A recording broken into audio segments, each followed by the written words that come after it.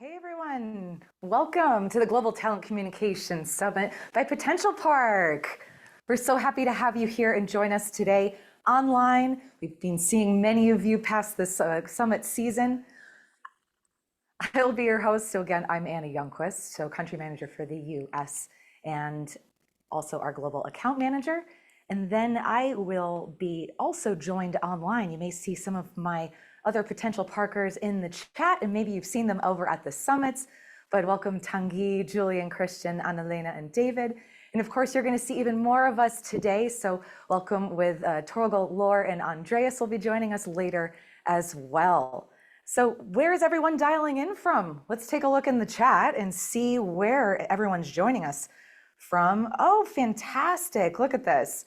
We've got Stockholm, of course, because that's where we're joining live with you today.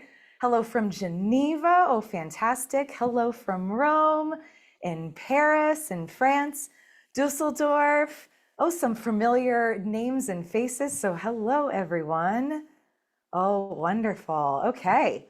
So Milan as well. Oh, and in Detroit, hey Leanne's over from all the way from the US joining us this morning. In Mexico as well, so thank you Melissa and Marie and Andrea in Cologne as well. In Salzburg, Austria as well. So very exciting.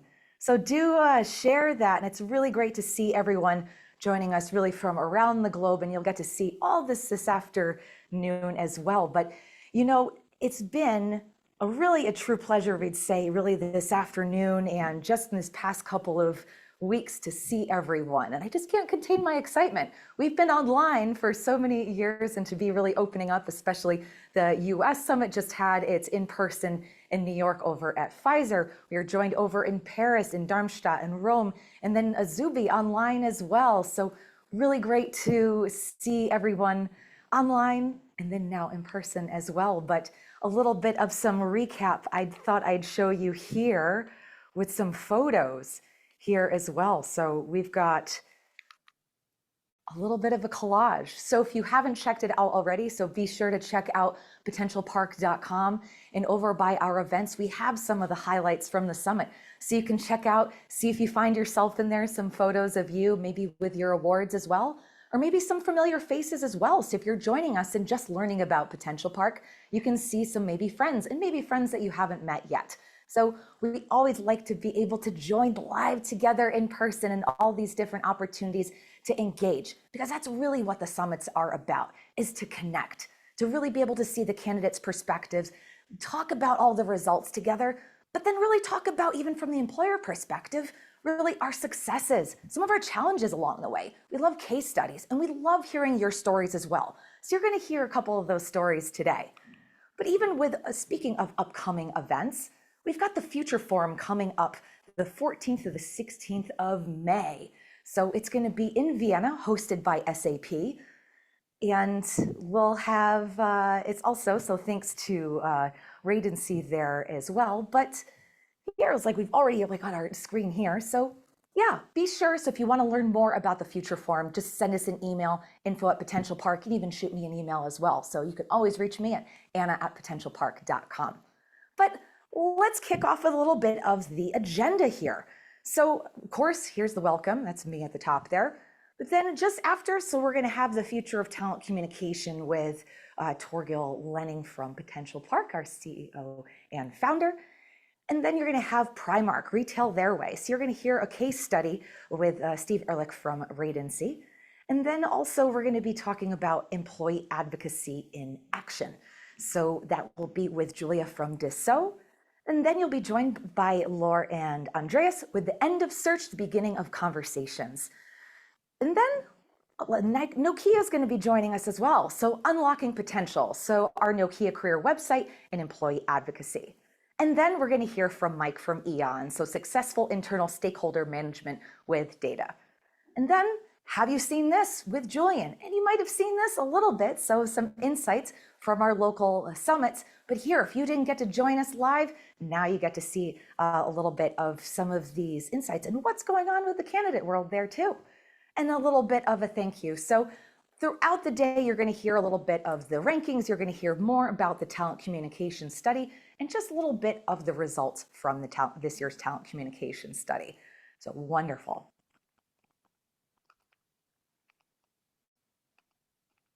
All right.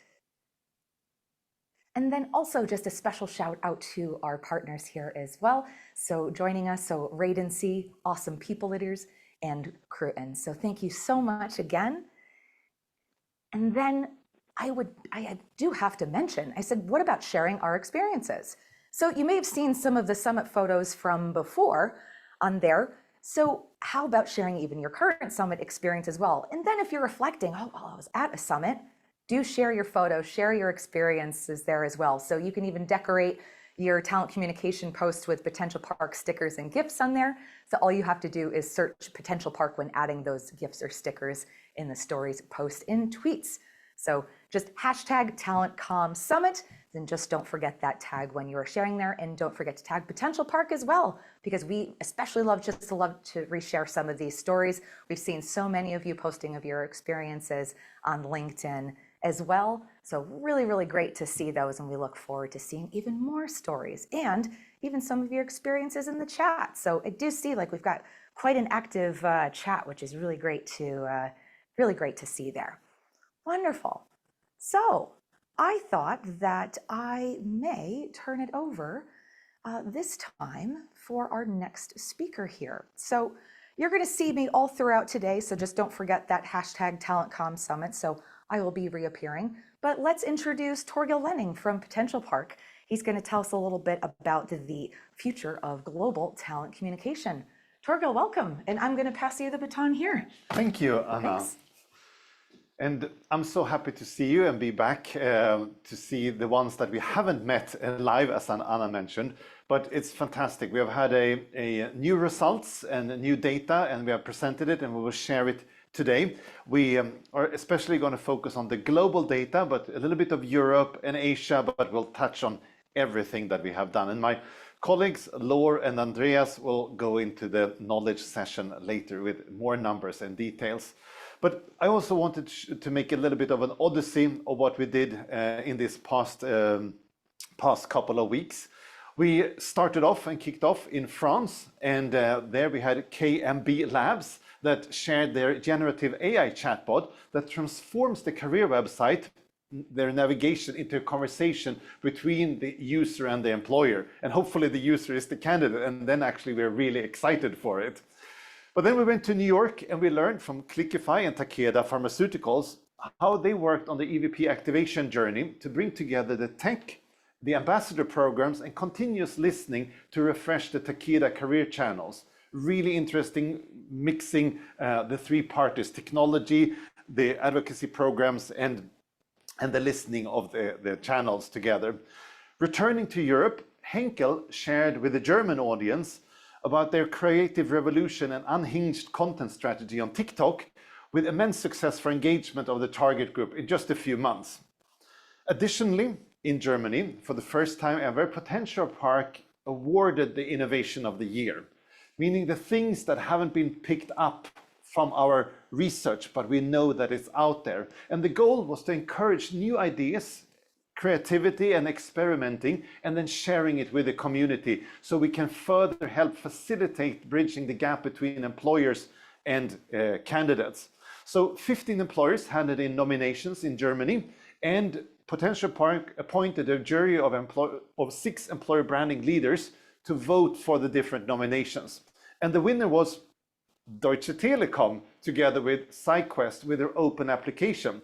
They created an orientation tool for school leavers who rarely know what they want to do with their careers. Instead, the pupils can submit an application without choosing a specific job or career, take a matching test, and receive recommendations based on the skills and interest.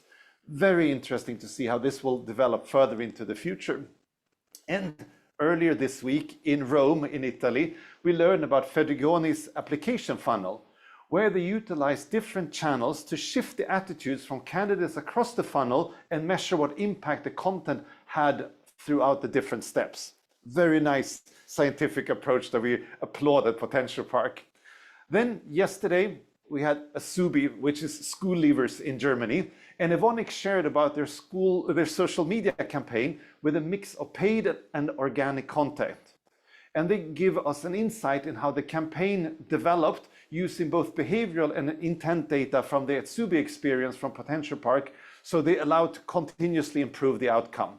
Really interesting insights, but the full insights, they were there in the networking and the exchanges, as Anna was sharing about later. So this was just a short odyssey that we could do today. But what is happening in your market? I'm sure there are things that we are not aware of. Please share them in the chat if there are things that you are working on or trends that you see. We would like to encourage that, because the more we all know that are participating today, the more we will all benefit from joining and taking part of the discussion. So please share in the chat what is happening in your market. So the theme for this year has been the end of search and the beginning of conversations. And this year, we see that candidates want personalized and personal candidate journeys. While 73% of global candidates wish to have a personalized journey across the career website, we have also seen that the most effective way of communicating is by using candidates interact with employees and the candidates' chance to follow real stories. And this is, of course, a massive complication if you have the candidate and application numbers that many of you do. So we need to find a way to use technology to facilitate these conversations in a good way. Now, embarking on this journey, countless opportunities are there for creativity, development, and things that can challenge the status quo. And we need to challenge the status quo because we are not really there where we all find the right talent that we're looking for. But we're living in very turbulent times with the high interest rate, the financial market, the armed conflicts that are creating uncertainty in the job market.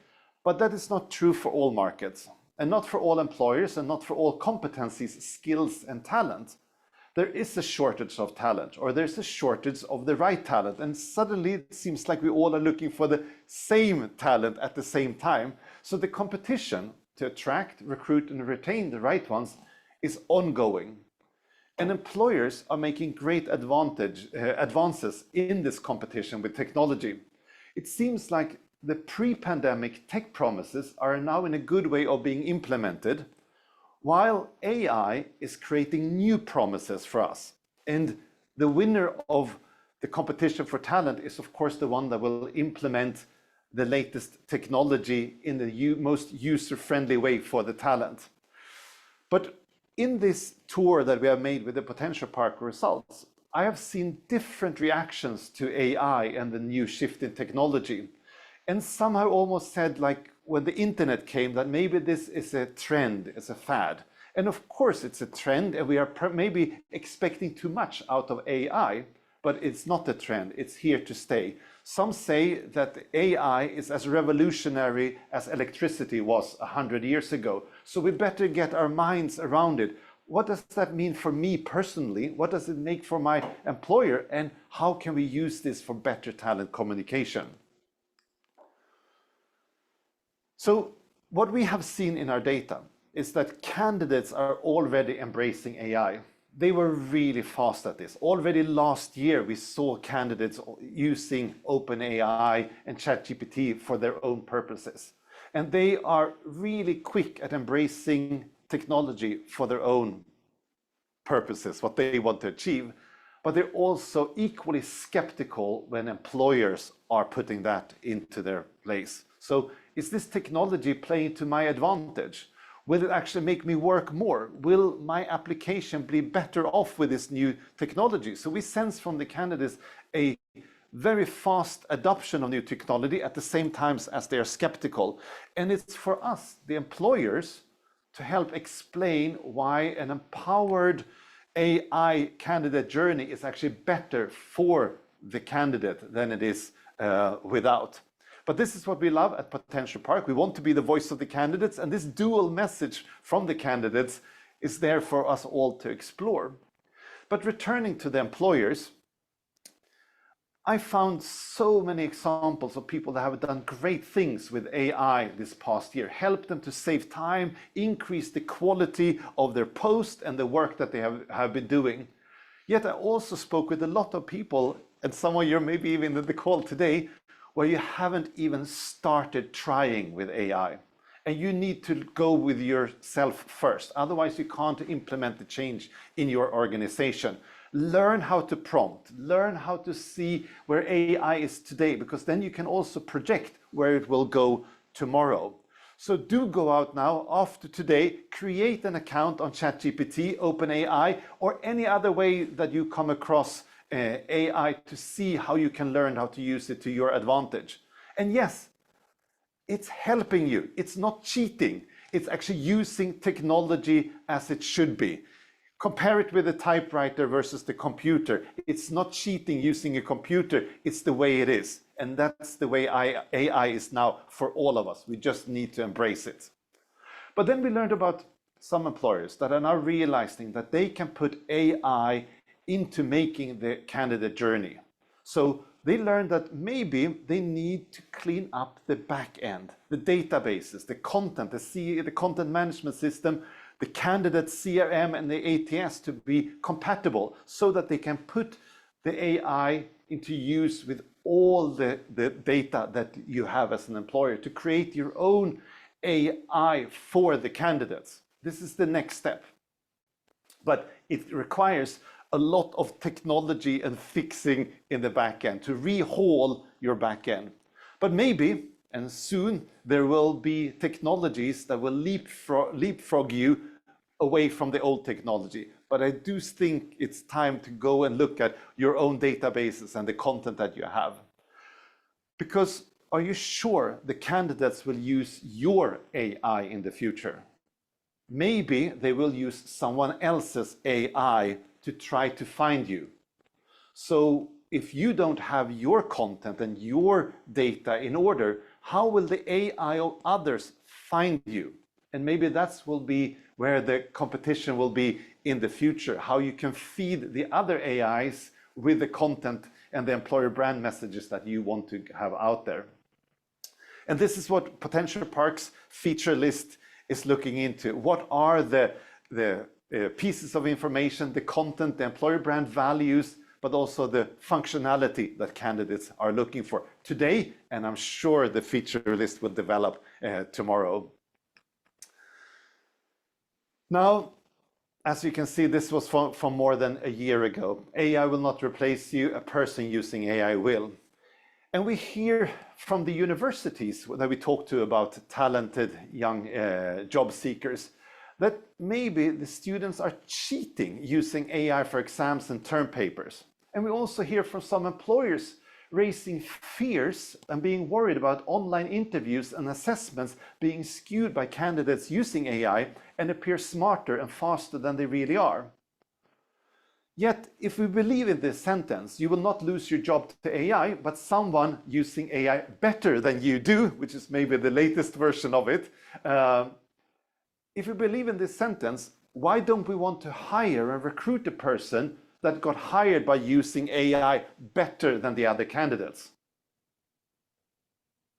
It makes us all think and reflect with AI which way we prefer. Maybe it's different for different job positions, but maybe it's also time to embrace AI in a little bit of a different way. But going back to the basics, while we are harnessing technology, you can succeed with all of the conversations, but at the end of the day, it's the candidate experience should be not only personalized, but a personal journey. And talent expects real stories, real voices, and real people. And we have asked you at the other summits, but I will do it again. What if your employer brand was a person? What are the characteristics? What music do they like? What hobbies would you have if your employer brand was a person? What skills do they have, and what skills do you want to develop?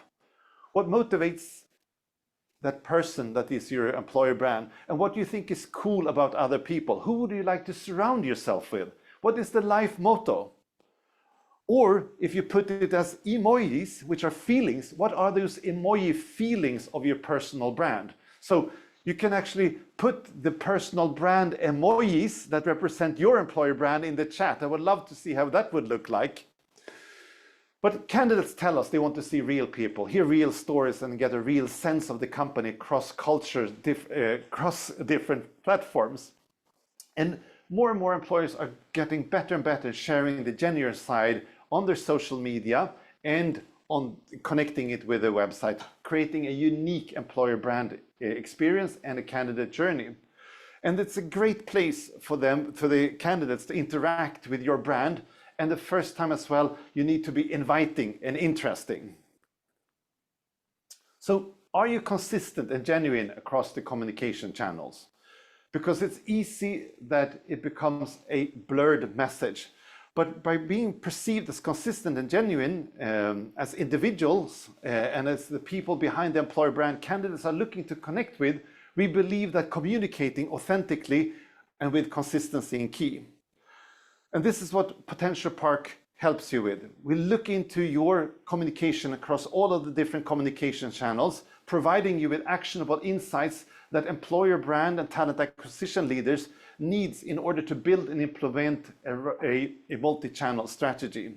And we will go into this a little bit more in detail in the knowledge session with Laure and Andreas momentarily. And you will also see some examples from the Potentialpark platform. So, but for now, I will leave you with a few questions hanging in the air, and I hope to discuss them with you later on today, maybe in the chat, or if you reach out to me or in different meetups. But most of all, I'm looking forward to the future forum where we will spend 2 days discussing these and other questions in the length and in detail. Will you take inspiration, or is your talent communication strategy keeping up with the trends of your market and on a global perspective?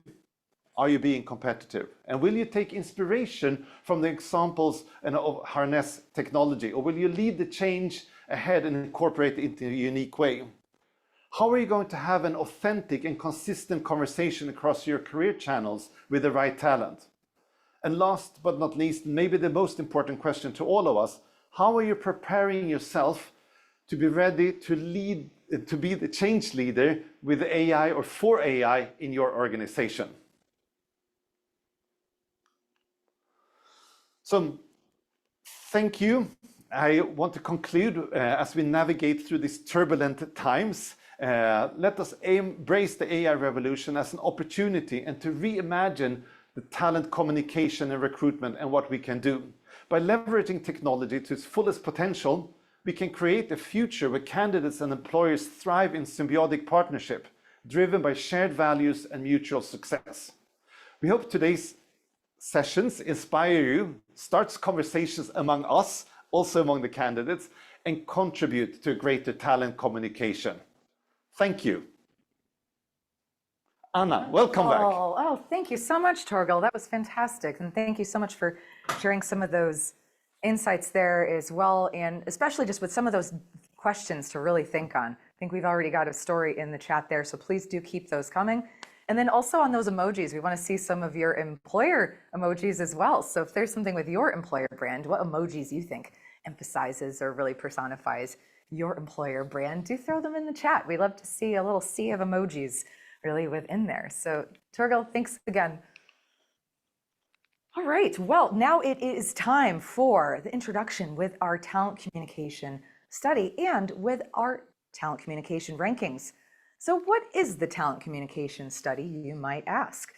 Well, it provides an in-depth assessment of career websites, tools, and channels of top employers really from the candidate's perspective. So the study doesn't rank employers by their image, but by their digital communication and how it answers questions and priorities of candidates. So I'd say it's not based on subjective perception, so important on there, but on the representative surveys, those independent audits and objective criteria. So this data-driven approach really provides employers with a solid understanding of candidates, as well as the competitive landscape of the market in order to build and implement high-level communication strategies. So really looking at it from that two's perspective. So really understanding candidate needs and preferences there globally as we do this annual survey of talent, and then finding out with the employer side as well, and those benchmarking insights as well. So applying all this criteria to those and auditing all of your channels. So you're going to find these across 4 different topics here. So with career website, applying online, social media, and professional platforms. So career website, be information about the company, so company culture, contact and interaction. applying online, maybe job search, job ads, application functionalities, and candidates' preparation with applying, in social media. So just recently, of course, even the past 2 years, we've had TikTok on there as well. So, but Facebook, Instagram, YouTube, X, formerly known as Twitter, and of course, TikTok. But then professional platforms. So LinkedIn, Indeed, so including jobs in either one of those platforms, and also Glassdoor. So, and then at the very top, so with our Potentialpark rankings, so it's across all 4 of these topics here as well. So we're going to have the overall Potentialpark rankings. So I thought we would kick off with the Potentialpark rankings themselves. So again, these reflect the performance of employers across all 4 of those topics in the Potentialpark Talent Communication Study. So within our core regions, so of course you had just heard the US announcements just recently on March 7th, but then we have Asia, Europe, and global. So these are the rankings that we're going to focus on today. So first up, Potentialpark rankings, Asia, Europe, global, ranks 30 to 21, and I believe we've got a video to show you and celebrate our top employers.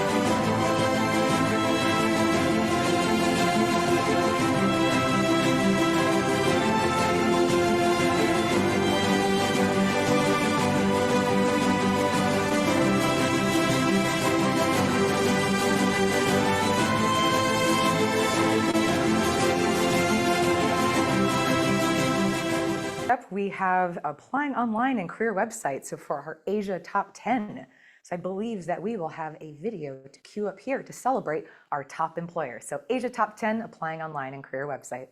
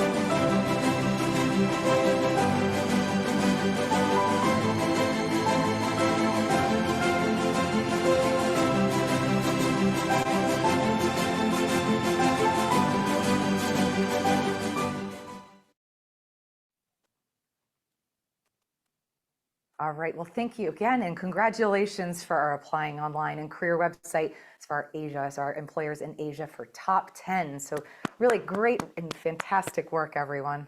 So please do celebrate and do a shout out in the chat there. So I know you're celebrating at home, and we love to see even more of those emojis and celebrations, and do applaud your peers here.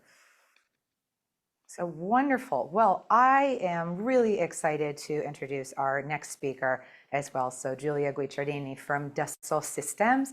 So employee advocacy in action. So really exciting to have you here, Giulia, and she'll be joining us in just a second here. Yeah, wonderful. Here. Great. And Julia, you can hear us okay here? Yeah, very well. Wonderful. We're so excited to have you join us. So I will turn it over to you, but I believe that we may have something to share first as well. Am I Yeah, correct? exact.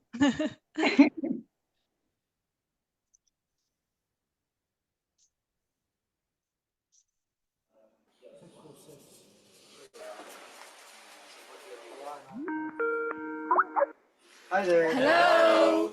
Do you know who we are? We are dreamers. We act for a sustainable future. 242, ready. Hi. We are. All around. The world. We shape a better life for all. And we connect people virtually And in reality, We are passionate. We are inspired. Yeah, we're inspired. And we never stop growing. We explore new horizons. And we are game changers. because innovation Is nothing without human imagination. We believe the only progress is human. We are Dassault Systèmes.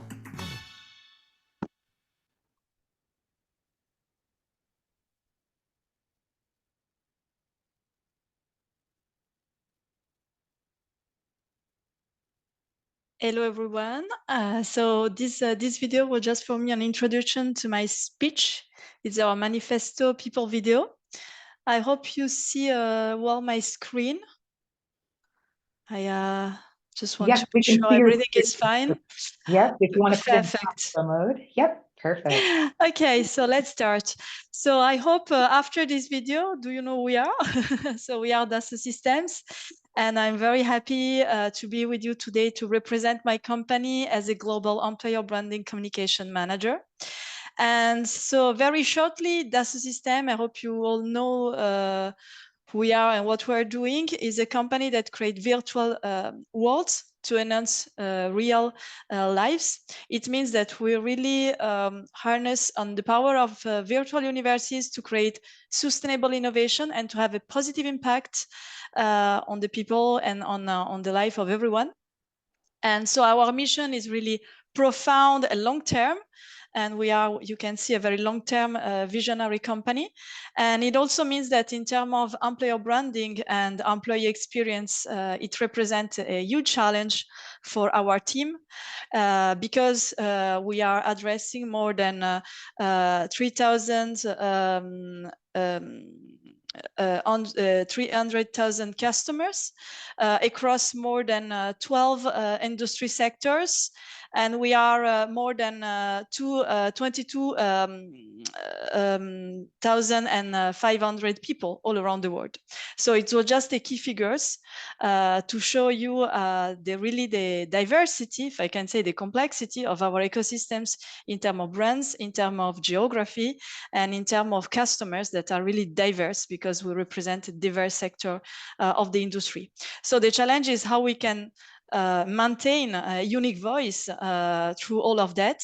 And now we can leverage on our people voice because the core of our strategy is really put our people at the center of our communication, and so the employee advocacy in action. So at Dassault Systèmes, we are doing that through two main levels. The first one is that we want really to make our people our official storytellers, and that's why we provide them guidelines, tools, and knowledge and support to become really our main advocates on their own social networks. But second part is also that when we speak about the company on behalf of Dassault Systèmes, we really put our people at the heart of our communication.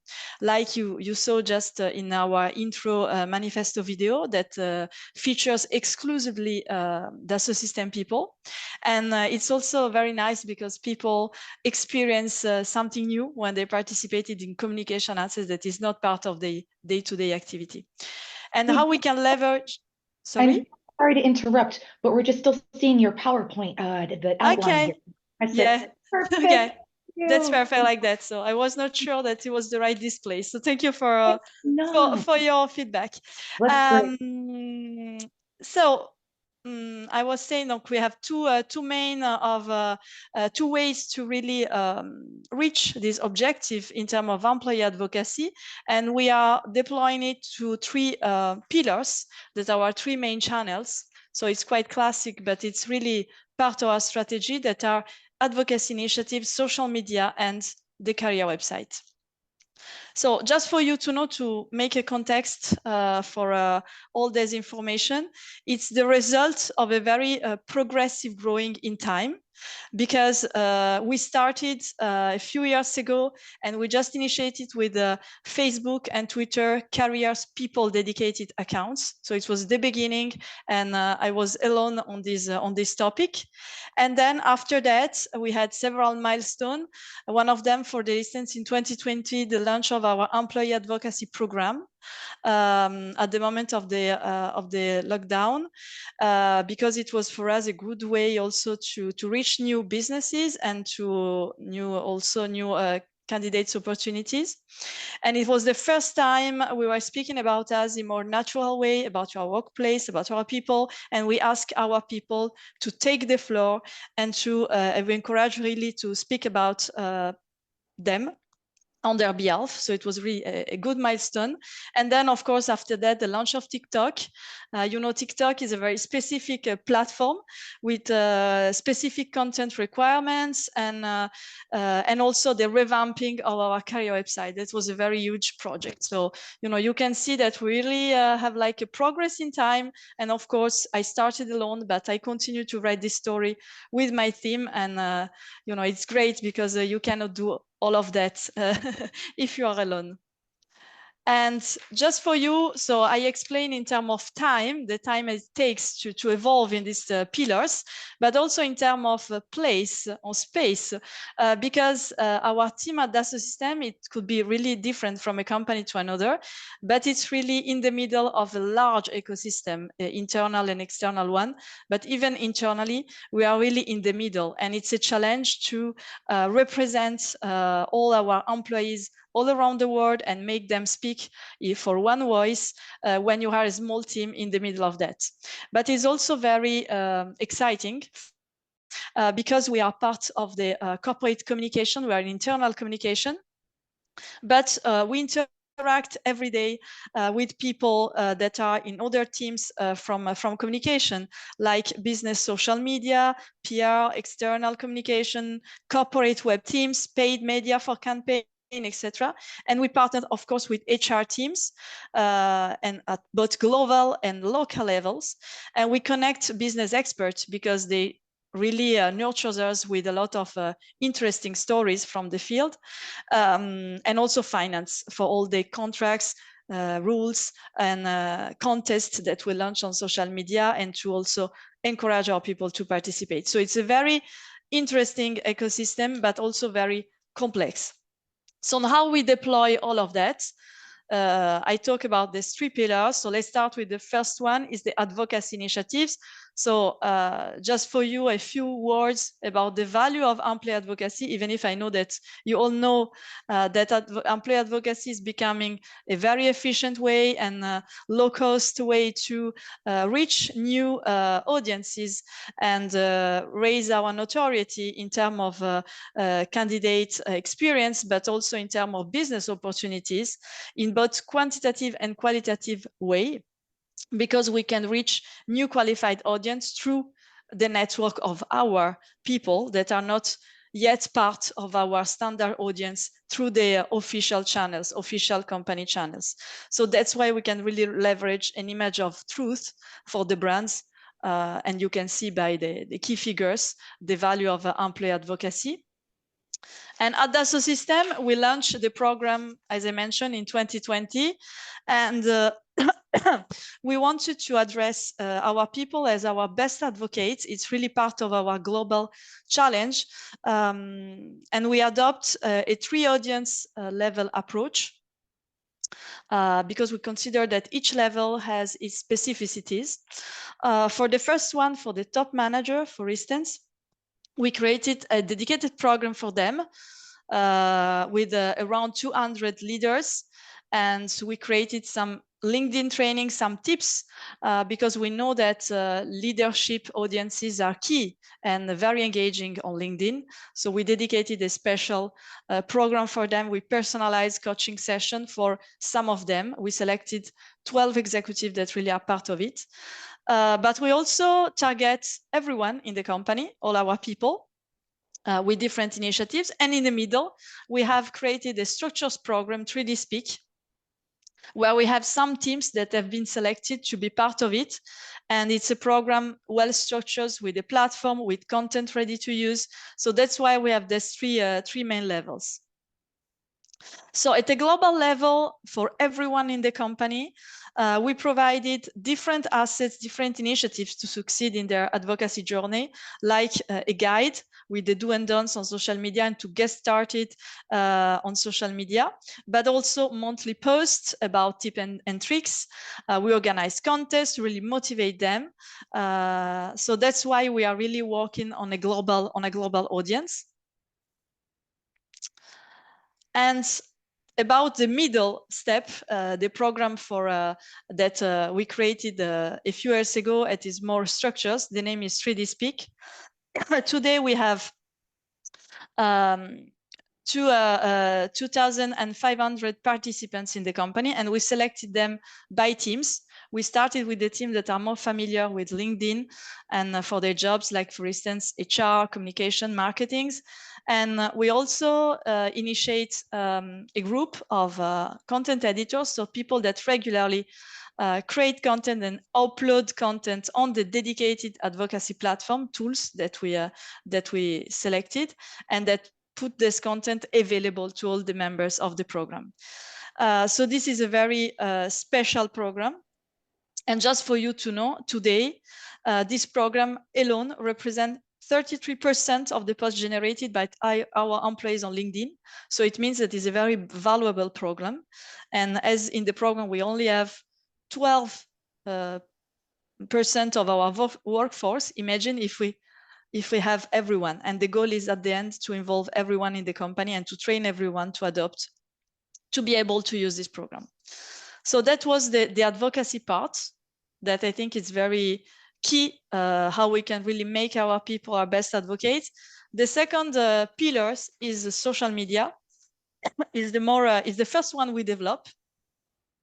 And it's the way when we speak on behalf of the company, we really put human and people at the core of our stories. And our tone of voice, a kind of topic has evolved in time. And now we really have a specific tone of voice, a specific style. And we know, even if the context is really evolving very fast, but we know what are the contents and the formats that works the best for our company. But we really reinvent the format and the story every day, because we still have this challenge. So how we represent on social media and balance stories that come from everywhere, from every geos, every countries, in one single and consistent voice. Because our social media accounts are global ones. It's something I didn't mention yet. We have dedicated careers accounts on Facebook, X, and Instagram that are global. So that's why we need to balance content from everywhere. And also we nurture every day our LinkedIn and TikTok corporate accounts. So we don't have any careers dedicated one, but we nurture on a daily basis the corporate pages. So it's a very huge job that we are doing every day. And an example to showcase how we are manages this diversity of talents and stories is this video campaign that we launched last year under our employer branding tagline, "We Imagine Your Horizons." And we created 4 videos. In each of them, we just choose 2 employees that are working in 2 different corners of the world and that embody the same sentence that we selected, the same spirit of the company around the world. So it's an example how we showcase the value of diversity. And it was a campaign that worked really well. So that's just one example in how we are trying really to create cross-geo initiatives to make everyone feel part of a global team, and also to showcase their diversity and the value of their cultural diversity. And also, of course, our people are for us the main advocates in our commitments like inclusion and diversity and sustainability, but also in our official events, official communication campaign. We used to select one or more inside reporter that really take the floor and represent and explain the events or the campaigns through their own words. And it's something that's working very well. And it's a way to highlight on our talents internally and also to develop new skills for our people and make our company voice more authentic and reliable, of course, for an external audience. And also for recruitment, of course, our people are key because we are producing videos and content where they explain their job, their relationship with their manager that we know everyone as is key for candidates, our locations, our day-to-day life. So that's why we're really putting our people at the core of our content. And last but not least is TikTok, that is new, that, as I mentioned, has specific codes, but we want to target junior audiences through it. So that's why, as we are recruiting around 1,000 interns and trainees every year worldwide, we really need to craft, to shape the communication there in a specific way to adopt the TikTok tone of voice and topics. And also because the platform is really evolving. It's a challenge, but it's very fun. Honestly, TikTok, it's a very new way to communicate, and it's very fun for us to try it and to try to adapt our company tone of voice on it. And last but not least is the career website. We know that career website is still an essential channel for candidates. And our goal is really to improve the candidate experience and increase the traffic. And that's why 2 years ago, we launched a new version of the career website. We have a totally new revamping of it, starting from scratch. So 2 years ago, we only had a home page and a job search, and that was everything. That's all. So we added cultures and values entry, students entry, because we know that is important. And more recently, also job dedicated teams page, an FAQ, a recruitment process overview. So we really added valuable content on it.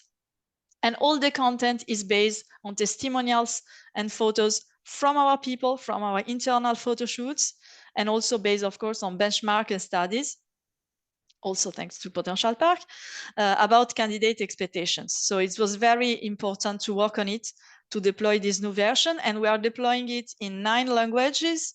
So it's a key and it's a challenge for us this year also to localize the content, to reinforce the adoption in the geos of the different version of the website.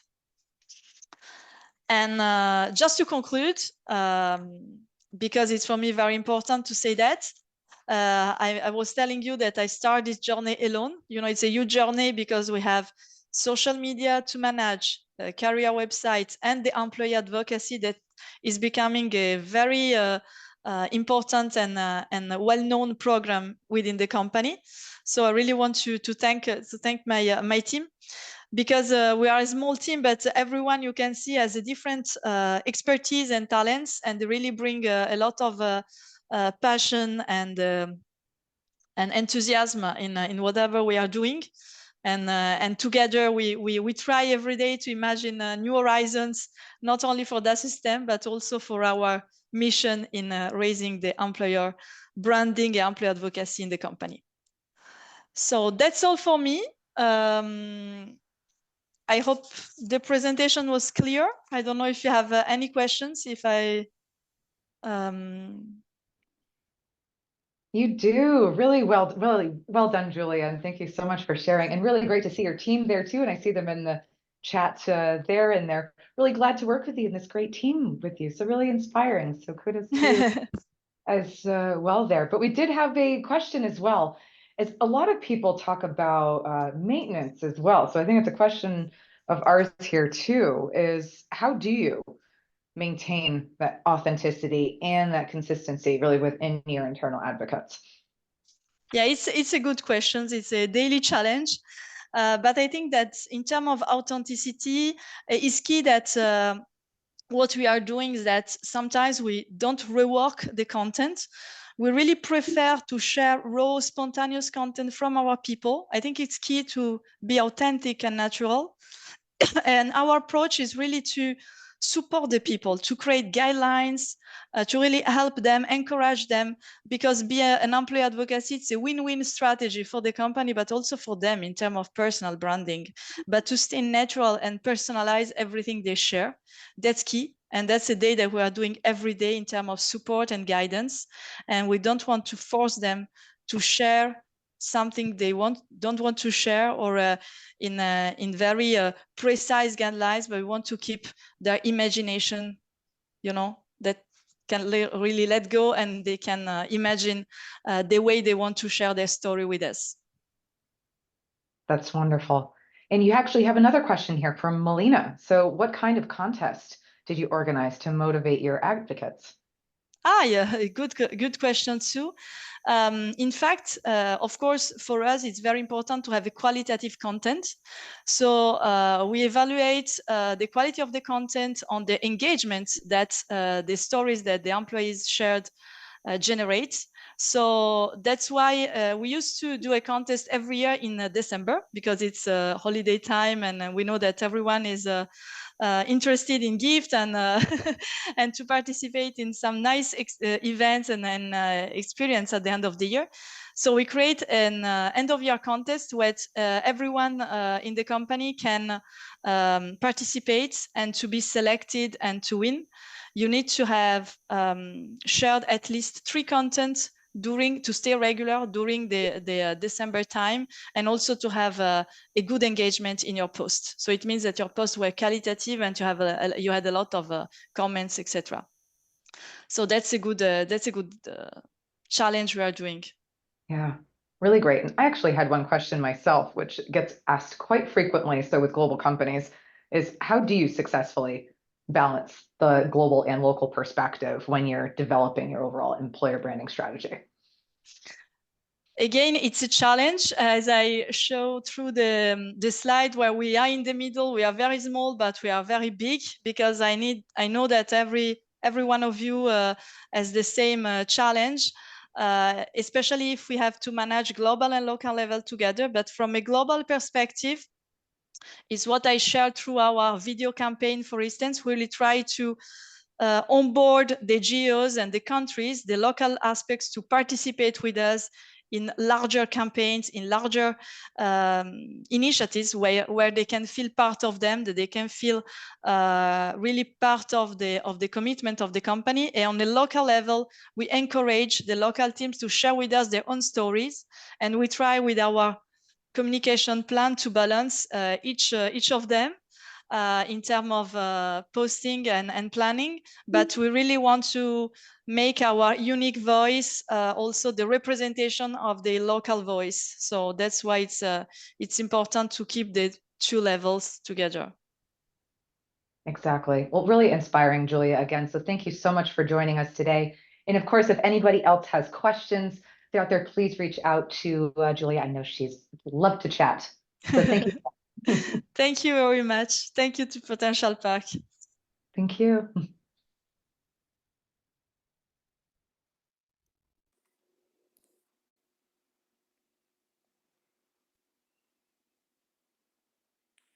Okay, everyone. So thank you again to Giulia. And of course, as I mentioned there, so do reach out with any questions in the chat there, so you can message her directly, but also feel free to share in the chat so we can all see some of the dialogue as well with some of your questions. So next up, we have our Europe Top 10, so applying online and career website. So I'm going to turn it right over to my studio here for a video that we might celebrate our top employers.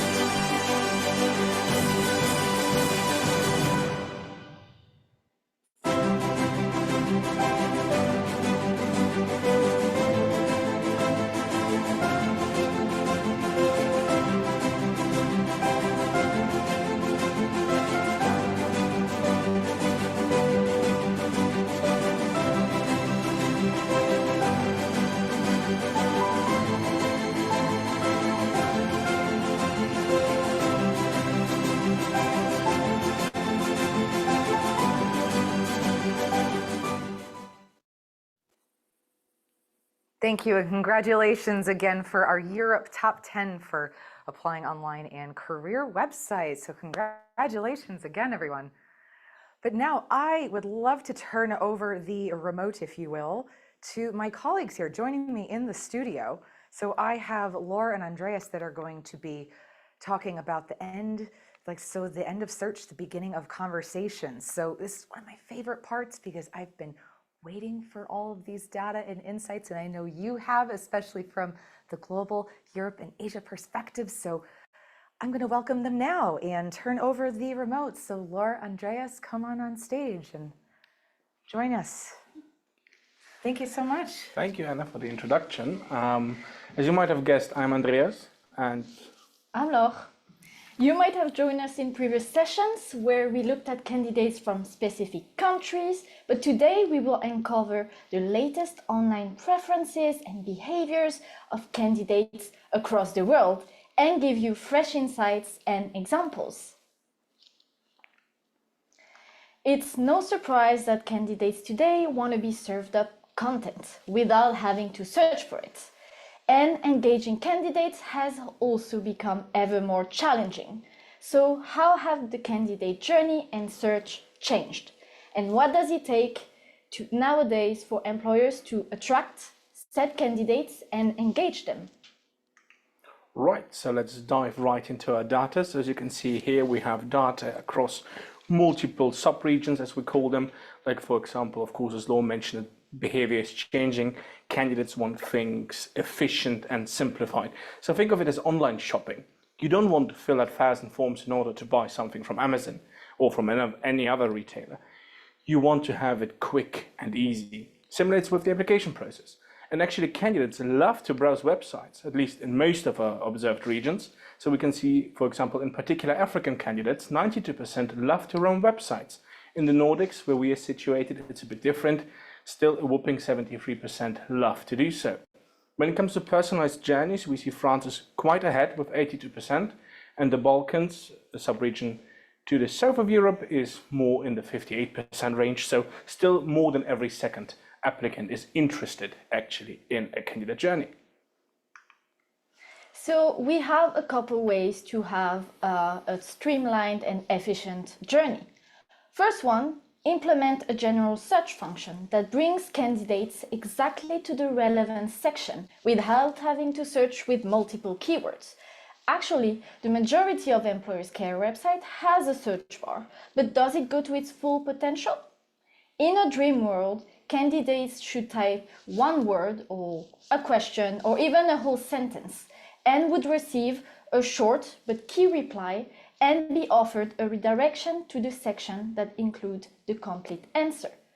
A second way to be efficient, direct candidates to a dedicated section for students or young graduates, where they can find all of the information that they need on relevant opportunities like entry roles, graduate programs, or internships, and realistic expectations, without being presented roles that need 5 to 10 years experience.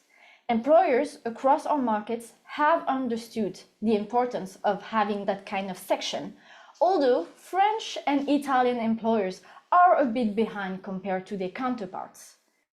The third way is ensure you have a career FAQ for candidates to find answers to all their burning questions in a structured way. This essential functionality is implemented by the majority of employers across all markets, except in Italy, where they haven't shared this type of content. Right, talking about AI, I mean, Torgil talked already a bit about it in his keynote session and the anxiety it has caused. I know a lot of people thought back then, oh no, AI will replace us. I mean, it is right that probably a person who knows how to use AI will replace you. But still, this magnificent beast AI is causing these days probably less anxiety and is more like, oh, damn, why is ChatGPT or Google Gemini so slow? But nevertheless, candidates are also getting used to AI somehow. At least 26% of the global candidates are apprehensive or concerned about you, dear colleagues, using actually AI in the application process. However, to the contrast, 64% are very comfortable on using AI in their own favor. So there is a bit of a mixed reality in the perception of AI.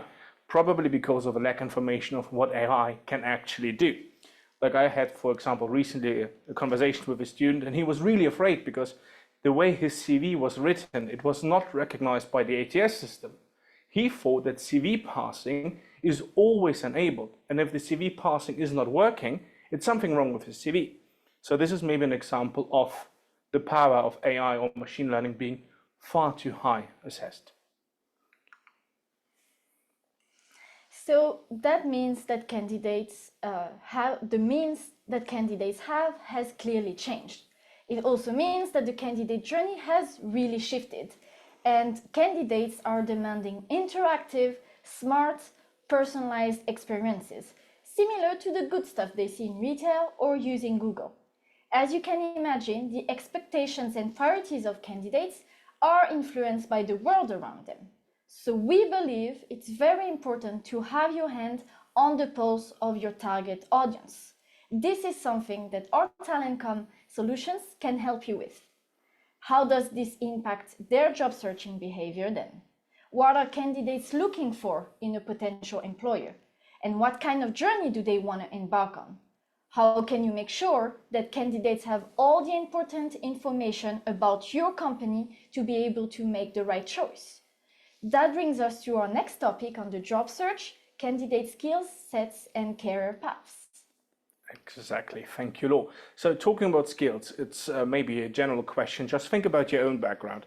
For example, I studied the humanities, European and Nordic studies to be precise. Now I'm working as a research analyst / project manager. It's definitely not my degree, but the skill sets I've learned in my studies are helping me to perform in my current profession.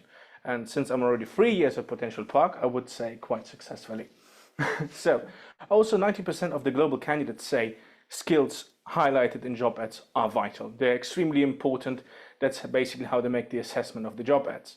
But also candidates think it highlights their true strengths, because degrees say a lot and say nothing, but skills say it all. But also candidates think it is a success indicator, because they can align and identify better with the job described. And last but not least, 59% of all candidates really look for a job that matches their skills. It's a top priority for them, and the number will probably rise in future. And the word goes back to Laure. Thank you. We actually have an example of a company that shares about skills. Here we have KPMG UK, which career website displays all of the soft skills that candidates, in this case graduates, would need to fit in the company. Candidates on the career website can see if they have the strengths required to work at KPMG. For instance, are they critical thinkers? Are they knowledgeable in the latest technology? That's what they need to know in order to make a good decision. Absolutely. And we can also definitely see that what comes with skills. People who have skills are proud of their skills, but they're even more proud of if they can hone their skills and improve their skills and maybe redevelop their skills. So that's why it's for 41% of our global candidates very important to find a job in a company where they see themselves as a priority. But we can also see that at least in the global average, broken down here into the candidates from Asia, Europe, and the United States, that they would not even apply if the company would or the position wouldn't offer them to improve and to develop their skills further. The strongest contrast here is between Europe and the US. Every second candidate in the US says, so 49%, that basically they would not take on or not even apply for a job where this is not the case. In Europe, it's a bit more radical, with 61% saying, I'm not applying for the job if I can't improve my skills. And Asia, very high still, but somewhere in the middle with 53%. And here again, we have an example of a company that actually focuses on growth. We have the example of Booz Allen Hamilton, actually one of our Potentialpark favorites. They provide information on their many learning and development offerings for employers through classes, certifications, and other upskilling programs. The content is concrete and goes far beyond generic statements. With the increasing availability of high-quality remote learning, employers and employees use remote learning platforms to educate themselves and start conversations. Are you interested in the topic of remote learning for you employees? Well, check one of our latest spotlights to learn more. We continuously provide you with latest spotlights and insights through our regular published articles. Make sure to tune in. Yes, indeed, make sure to tune in. But before you tune in, please stay with us because this webinar is not over yet and the summit as a whole. So to provide you with a brief summary of what has been said so far. So what is important? It's important to be smooth, simple and efficient, at least from a career website perspective, and hopefully also from a company culture perspective. But another very important thing is, as Laure and I have both stressed, and I think you should have understood now, skills. So skills are required for a certain position. It's very important to highlight these skills whenever you can so that the candidates actually flock to you in order to hone their skills. And now Laure will start talking about the concept we've developed, namely the ABCs. So what do you have for us? Exactly. So candidates globally are ever more passive when it comes to engaging with career-related content, with 40% of them who are somewhat likely to engage but won't go beyond a share or a like. Employers must begin conversations to invite candidates in to learn more.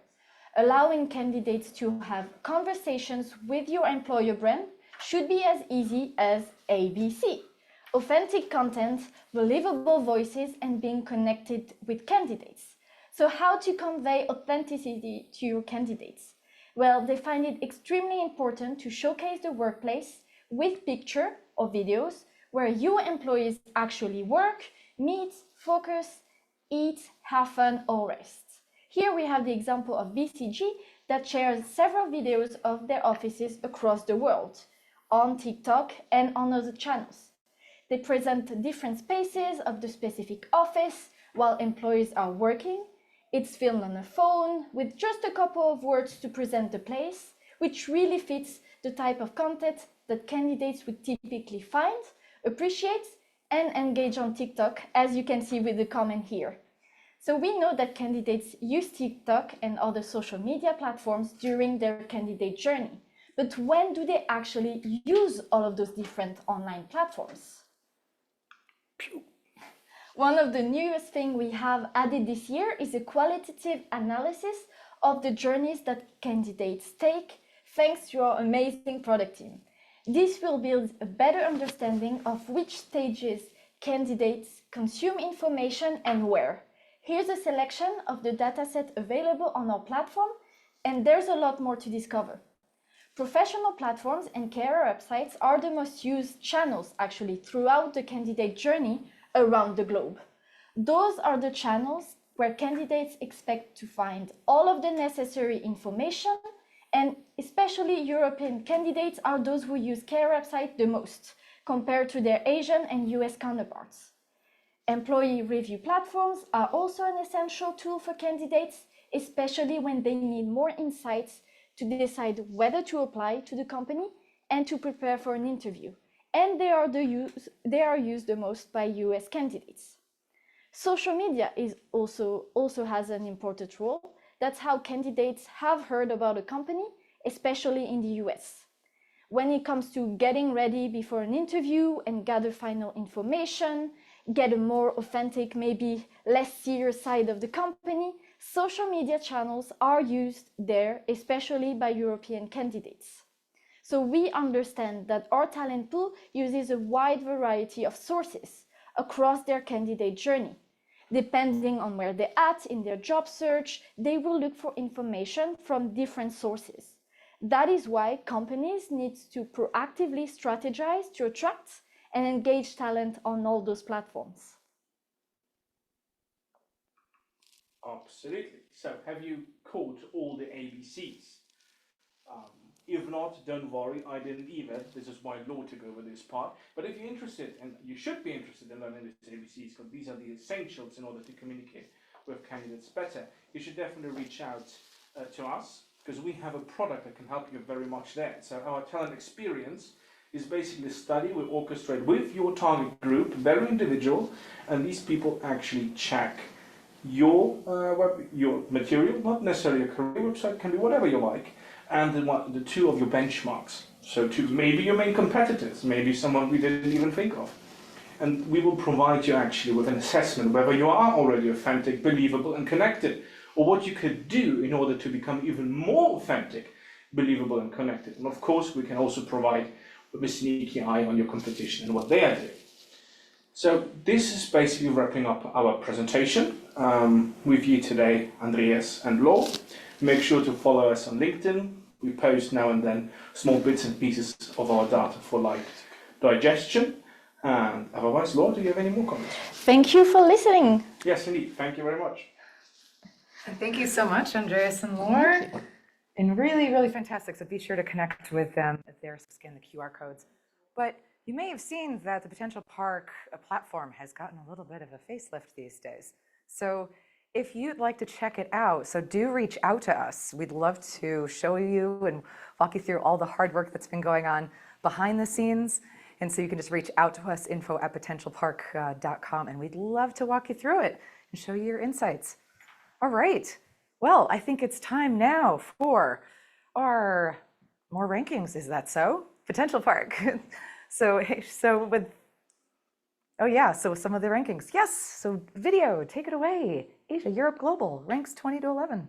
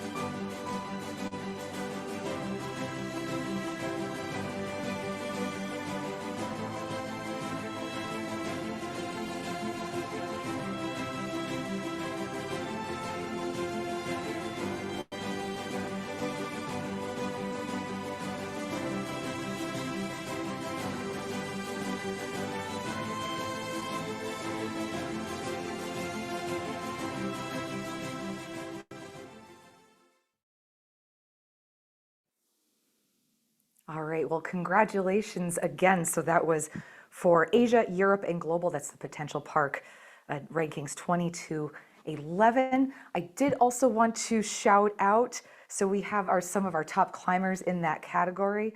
So with Capgemini, so at number 16 globally there. So congratulations again. So really on moving up the ranks this year. But then I'd love to move on to our next speakers. So we have Sandrine, hello, and Anna Pawluch from Nokia. So really great to have you ladies here. So they're going to be talking about unlocking potential, our Nokia career website and employee advocacy. So we're just going to be waiting for them to join just in our platform here. But be sure, so just in the meantime, just to shout out just in the chat there is to really celebrate your fellow employers out there and your peers and celebrate your teams as well. So really amazing work that you all have done. So you might have just seen the rankings here and we see a couple of these wonderful success stories here, but to really be able to celebrate and hear some of these, even more of those stories, we love to shout out there as well. Yeah, Anna, if you raise your hand in the audience there, we're just looking for your name on there. So if you click on the bottom there, just raise hand so we can find you in the audience there and add you. Let's see.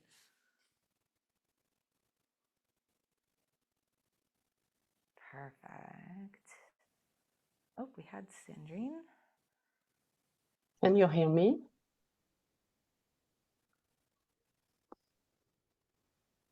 Yep, can you hear her there? Let's see, unmute.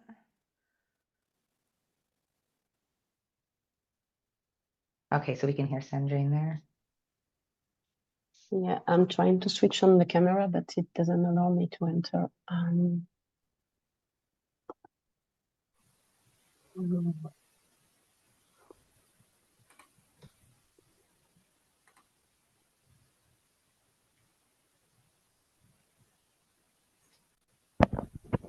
Hello, there everyone. we Hi. got Anna here. Welcome, Anna. So great to see you. Hi. And Great so to is see you too. Anna, so but really great and fun background.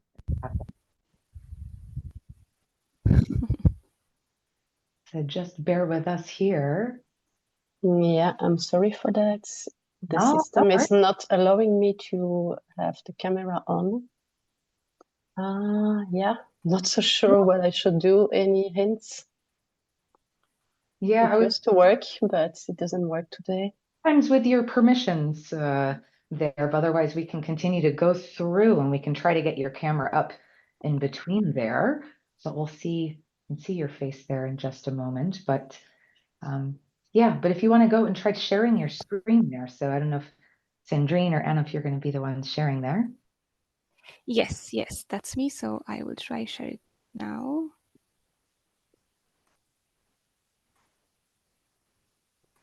Great. So while Anna's doing that, Sandrine, you want to tell us where you are calling in from with us or joining us from today? Yeah, okay, let me try this. Maybe I manage it now. Yeah, I don't know what's wrong. It doesn't work actually. Start video, I have the button, but it doesn't allow me to enter. Okay, let's maybe not waste time on this. No, we'll try to troubleshoot on there, Yeah, but then I get an error message from the system. Yeah. Okay. All right. Well, you're welcome to keep going there. We have your voice there as well, and we can see Perfect. So can you? Yeah. So you can see my presentation. Is that right? Just to confirm. Okay. Perfect. Perfect. So okay. Just give me 1 second.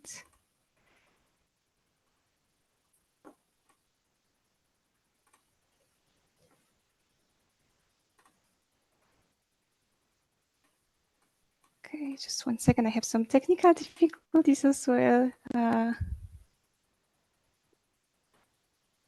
will stop sharing now. I will reshare it again because it's frozen. Okay, let me try it again.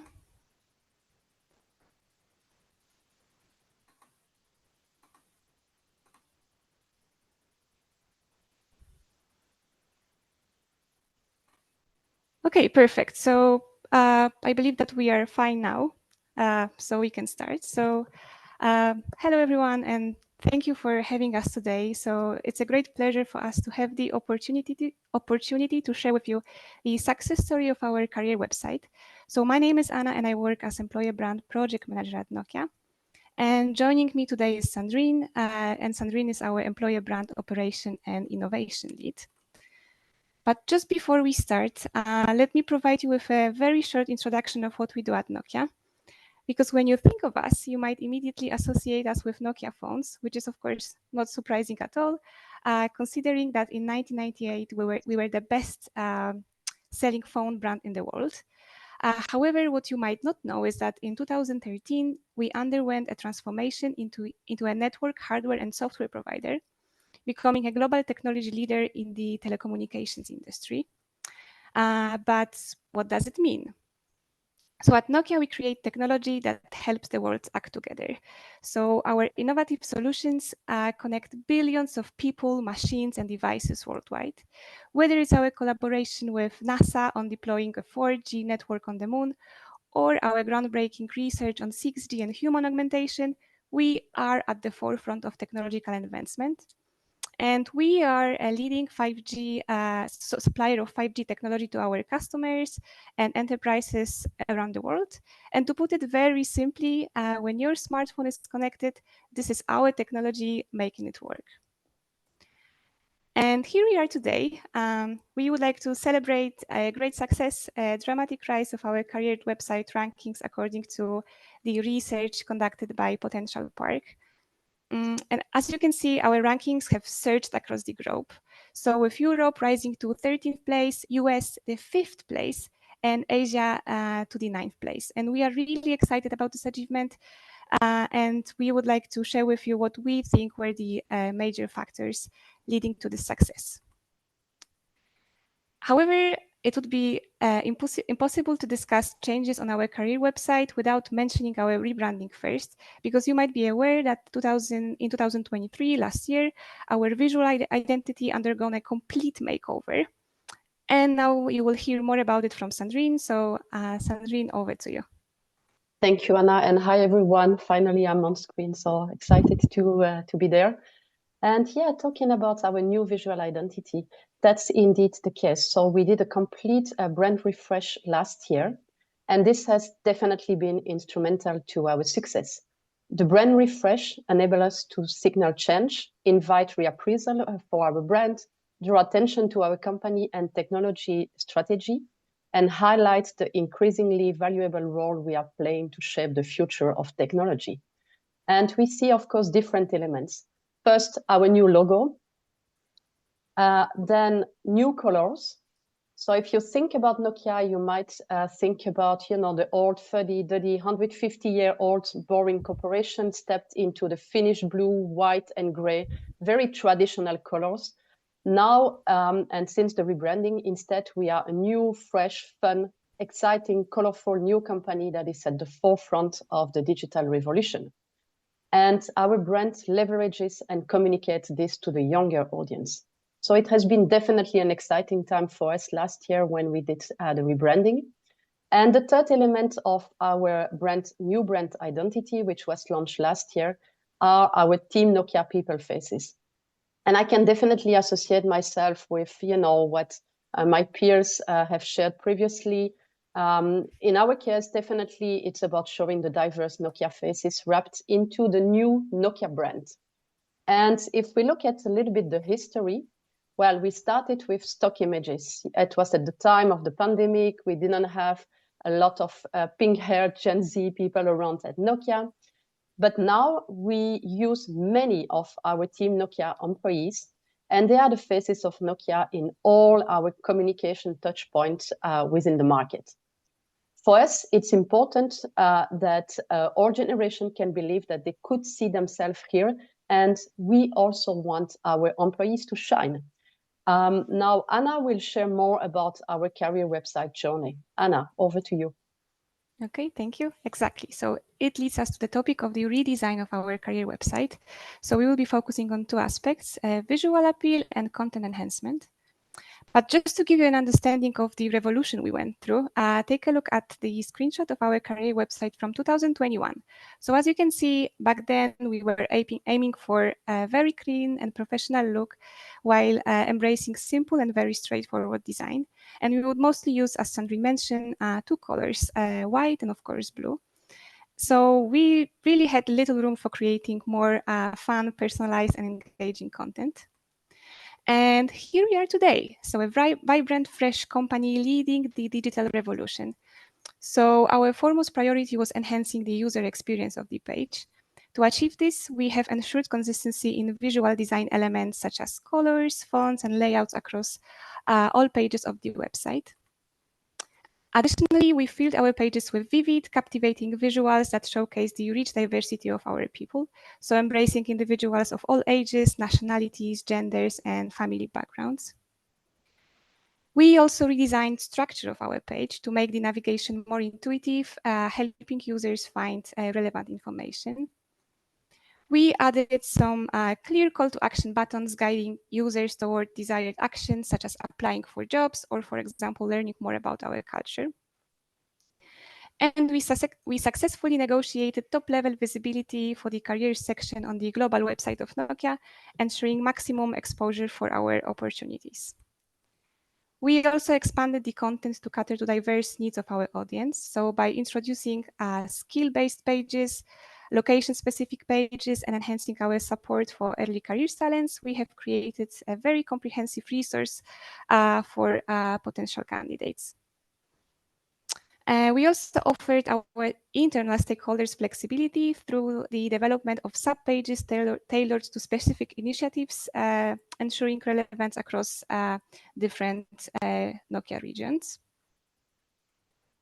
And we constantly update the page with authentic stories from our own employees, providing valuable insights into life at Nokia. However, we understand that just adding interesting content might not be sufficient, especially since every second candidate wants direct engagement with employees across platforms. So it is crucial for us to bridge that gap between us and our candidates.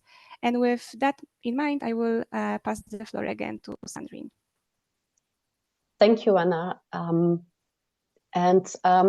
Basically, back in the days, we realized that we are struggling to gain tractions on our website ranking because, like many other large global employers, we had a barrier between applicants and employers.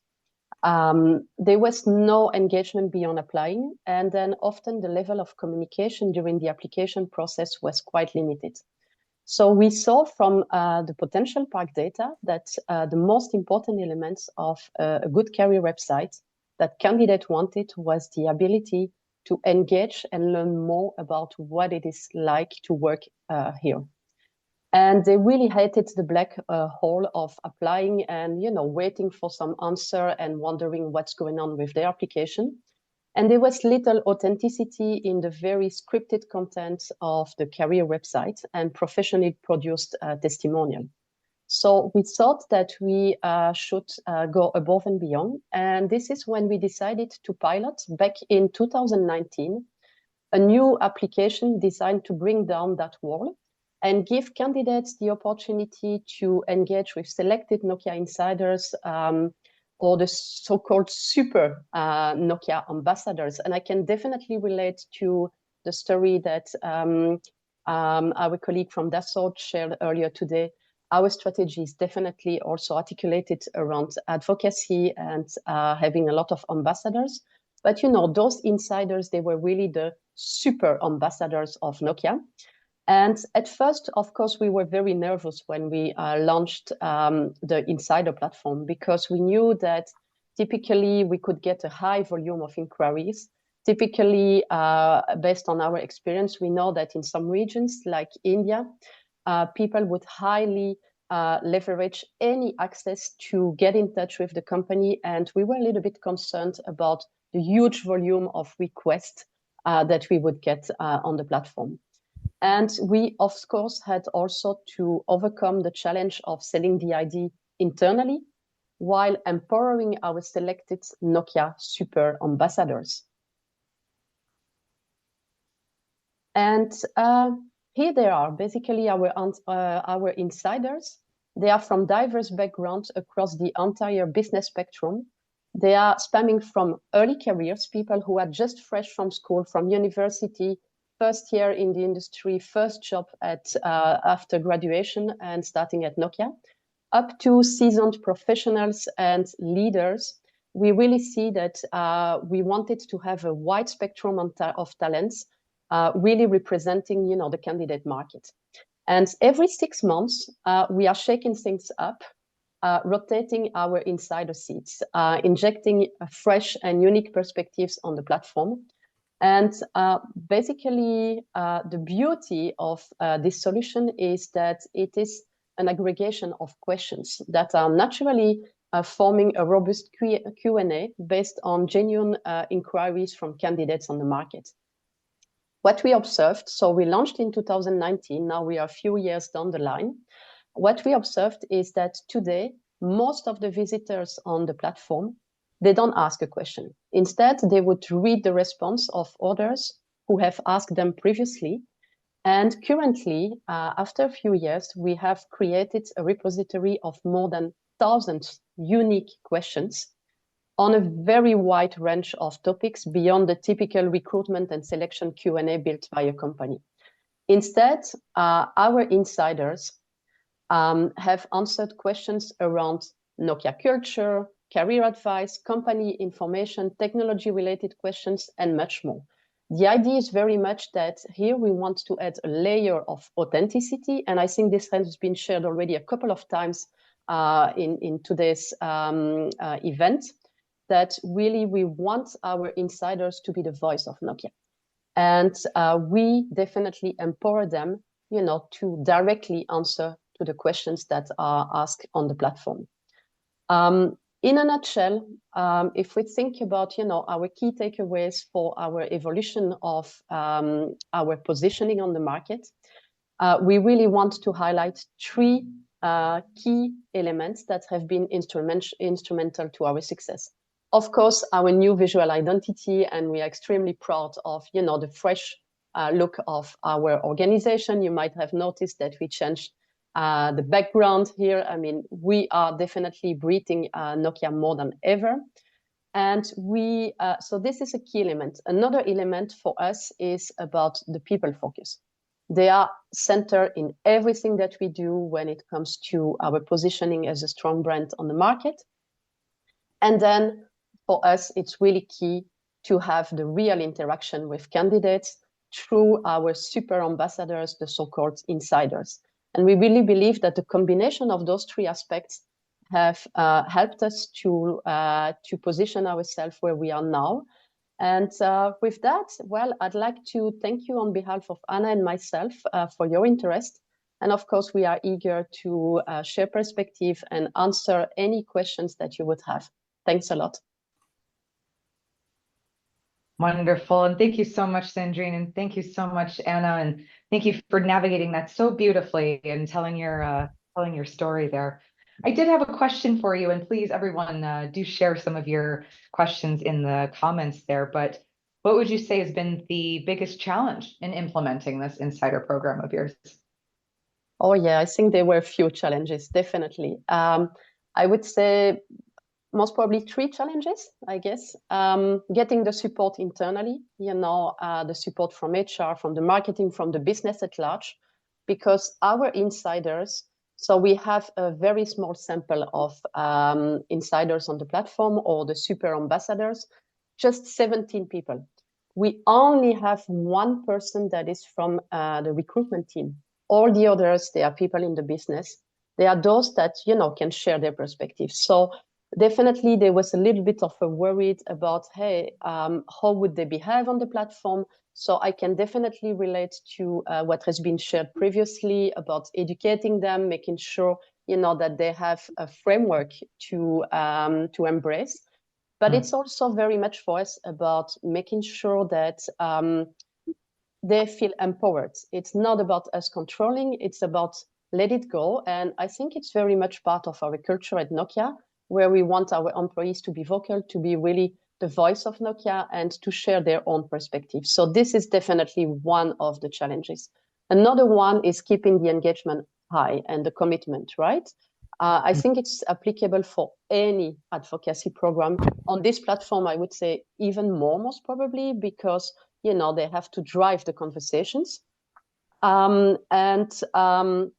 They have, you know, next to this, they have definitely their own role and their regular job. And we have also a commitment that we have set for us that we want to offer an answer within 24, maximum 48 hours to candidates, to really offer the best candidate experience. And the third dimension, I would say, is about keeping the content fresh and add new perspective. Hence, we have a rotation mechanism that's twice a year. Every 6 months, we would do a rotation of the insiders so that we keep, you know, the platform fresh with new perspective, and we also don't put too much on the shoulders of one of each and every one on the platform. So those were really the three main challenges for us to launch and to maintain this platform. Great. And we do have a question in the chat here. So from Leanne, so apologies for missing this. Is this a platform that lays on top or plugs into the career site? Love this idea. Yes, it does. It does. So it's fully embedded on our career website. We have plugins on the different pages. So it's, you know, it's part of the ecosystem on the career website. Yes. Great. And what are a few of the most insightful questions? Oh, I like the interest on about the insider platform. Well, when we launched the platform, we thought that people would come mainly to ask recruitment-related questions. Well, what we see today is that, and we noticed quite fast that it's not the only reason why people come there. One of the questions that got the most traction is about what is the culture at Nokia. And there we have various perspectives from multiple insiders. Another one, which is very important for our industry, is what it is to be a female engineer at Nokia. And those are our top 2 questions. The third one is about the recruitment process. So just to show you that the candidate expectations are definitely beyond the traditional, questions related to the recruitment and application process. Excellent. And speaking about like really what's next and looking into the future, what do you see as the next evolution of your career website? So maybe I can answer that question. So when it comes to careers website, we definitely this year want to focus heavily on SEO. So we want to improve visibility of our page. So things like, keywords research, optimizing headings, meta descriptions, improving loading speed, and so on. And in the future, we would love to create more personalized content, dynamic content. For example, tailored content based on previous information on users, like demographics, preferences, and so on. So probably these 2 aspects will be highlighted in the, let's say, 1-2 years from now. Fantastic. Okay. Well, I'm really encourage everyone to really dig in with more of those questions and really great case study. And thank you so much, Sandrine and Anna, for joining us and really giving the insights in your success in Nokia. And congratulations again on your success for this year to you and the team. Thank you for having us. Thank you. Thank you so much.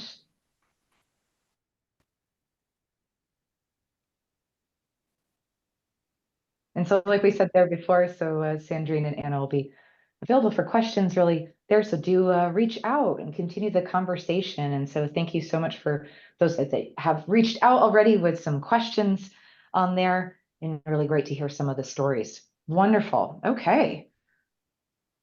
So now with our next, so for our social media professional platforms, it's going to be top 10 for Asia. So social media and professional platforms there.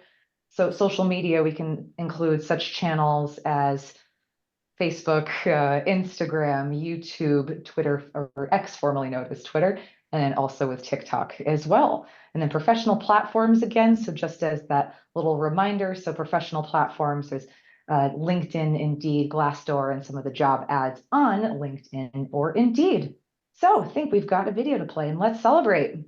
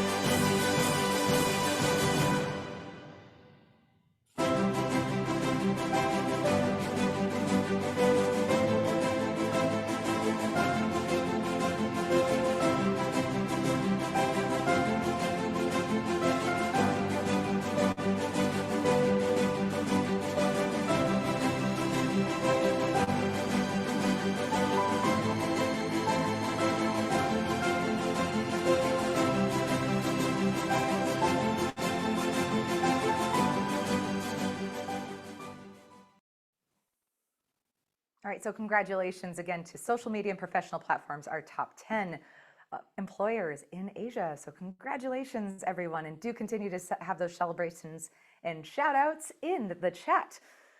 But now I'm actually going to turn it over to my colleague, Torgil Lenning, who you may have seen earlier. If you haven't, and you're just joining us, you're going to see him for the first time here. So Torgil, thank you so much.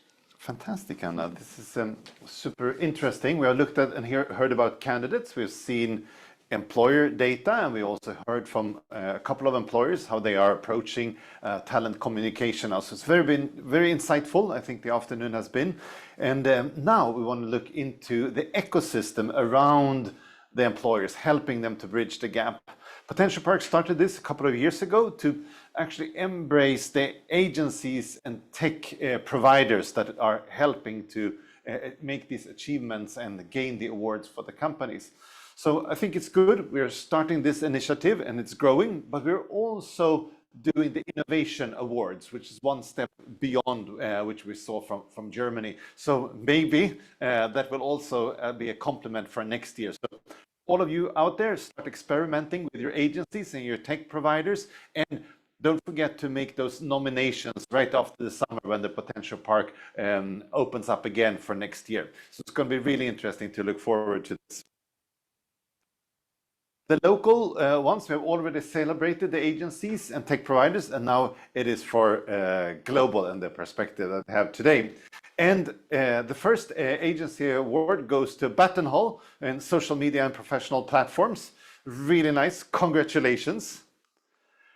Paperfly, Papirfly, Tech Award for social media and career website, congratulations. CNIT for social media and career website, congratulations, another tech award. And Get Noticed, harvest your talent for the career website. Very nice to see this. Social Cedar, career website, applying online and social media. And Talent EXP for career website and applying online.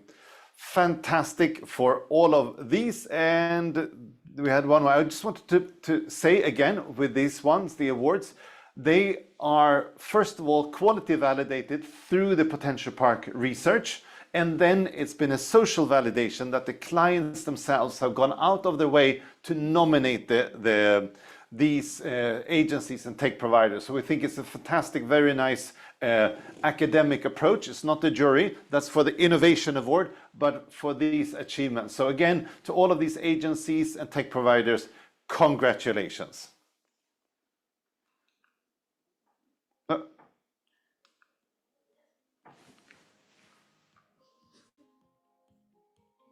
I'm Justin Diver, and I head up the employer brand team at Paperfly. And it truly is an honor to receive Potentialpark's Global Summit Tech Award. I'm Emily, and I am the CEO and founder of employee video platform CNET. On behalf of the team, we are thrilled to be accepting the Technology Award from Potentialpark. A massive, massive thank you to our incredible customers, especially Amazon, for nominating us. The year ahead is going to be filled with continued innovation, and we're just very excited to see what we can bring our customers and how we can continue to help them deliver fantastic results. Hi, I'm Ed Newman, CEO and founder of Talent EXP. We're very honored to be considered for Potentialpark's Tech Award this year. And on behalf of my entire team, I'd like to thank BCG and Robin D'Agostino for the nomination. We truly value the partnership and look forward to another great year. Hello. I'm Patrick de Pauw, CEO of Social Cedar, and very happy today to announce that we've been nominated for the HR Tech Awards of our partner Potentialpark. Social Cedar is a company that enables at this moment 150 companies to create an employee advocacy program based on their employer branding. Again, thanks to our partner Potentialpark and all our customers to have nominated us. Hi, my name is Dirk Driessen. I'm one of the owners of Get Noticed. I want to thank Potentialpark for organizing the Tech Award and all of their events. But a special thanks goes out to NN Group for nominating us for the award. At Get Noticed, we love to work side by side to make sure that all the candidates find their way to NN Group. And for them to nominate us makes me very proud. This shows us that we are on the right track.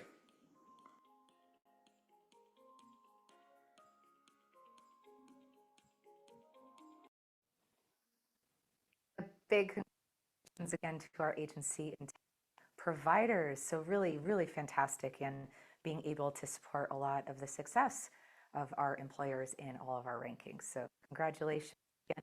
I always see some familiar shout outs in the chat. So thank you so much again for joining us, and thank you for all the work that you do to help elevate our employers. Wonderful. Okay. So now, with more of our rankings here, so Europe top 10. So this is social media and professional platforms again. So back to the studio with a little bit of video, and let's celebrate our top 10 employers in the chat.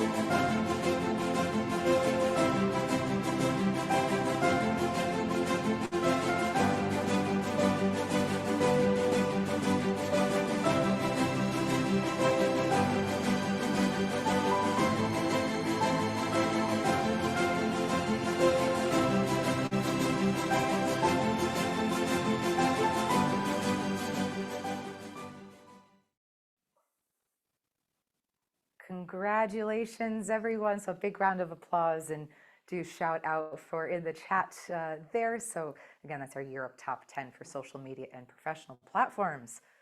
But without further ado, so successful internal stakeholder management with data. So it's Maik Graef from E.ON that will be joining us. So we're just going to bring up Maik in the chat here.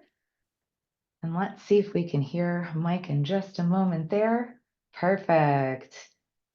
But really eager to hear what's going on over there with successful internal stakeholder management with data. Great. Maik, can you hear us? Perfect. Can you hear me? I can hear you. I just can't see you yet. Yeah, I quickly have to check my background options. Sure. Sitting in my basement, and it's basically not that nice. Oh, wrong camera. But this is, we keep it real over here at Potential Parks. We like to have a little bit of a absolutely behind the scenes. People from Amazon are here and saw my Kindle. This one. Okay, I'm just checking my background. It's really basement atmosphere here. I love it. It's cozy. It's like we have. Oh yeah, good. Cozy is the right word. Another translation for dark. Yeah. So let's do it like that.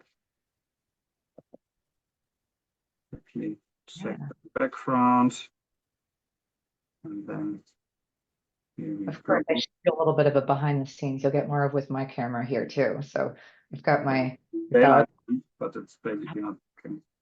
Doesn't feel like daylight. So now I feel better. All right. Let me quickly check where I can share, because I'm really a Zoom noob. A noob. So there is the green one, the big green one. Yeah. I know it's always the most obvious one. There's like there is sometimes right there. Yep. We'll give that a shot. This one. Here we go. You should see something now. I think so. Yes, we've got a full screen. Perfect. And then I just need to see how I can skip it. Ha! Perfect. Great. After a few minutes of delay, sorry for that. All good. Take I can give it a start. Shall I start directly? Yeah, go right ahead. Okay, perfect. Yeah, thanks for having me quite spontaneously. We were on the Potentialpark Award Congress in Germany last week, and Torgil approached me because we had a little chat about how we use the Potentialpark data for our internal stakeholder management, and that we also want to communicate our successes for this year to our board and some other stakeholders. Although we are not top 3 or something and got the big awards, but we continuously climbed step by step, and sure, this is also a success. And also, when you see now the rankings from 5 years ago to now, You will see what I mean. Very important for me is that this sure is not only my work. We started with just me and our working student, but during the last years, we improved a lot and increased the staffing. And this is my fabulous team, Alessandra, Jana, who are supporting the topics or leading the topics better, candidate experience and internal activation. And below the line, Chris, Leah, and Alexandra, that's very special in our team because we have our own creator team, which is creating video material, photo shoots, TikToks, snippets, reels, whatever you can imagine. And what you see with the tag E.ON Career Online, this is created to, I would say, 90% by our colleagues you see there, and just a very, very little part by bigger agency. Yes, and I will directly start into the ranking because we just have a very small slot. So this is our development. Yeah, you see, if it would be the stock market, we could work very well with it. We started on rank 120 or even 130 in Germany when I joined the company. So it's always great to get the highest climber award, but it always means you really started low. Yeah, and this is definitely the case.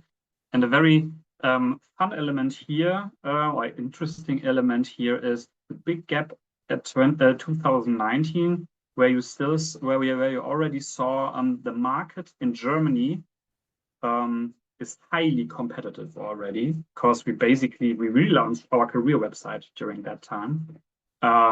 Was already in the pipeline, but you see we basically decreased even in the overall ranking about 1 rank. And in Europe, we made a huge jump to rank 60. So that was really the first moment where we could say, look at this ranking, dear stakeholders.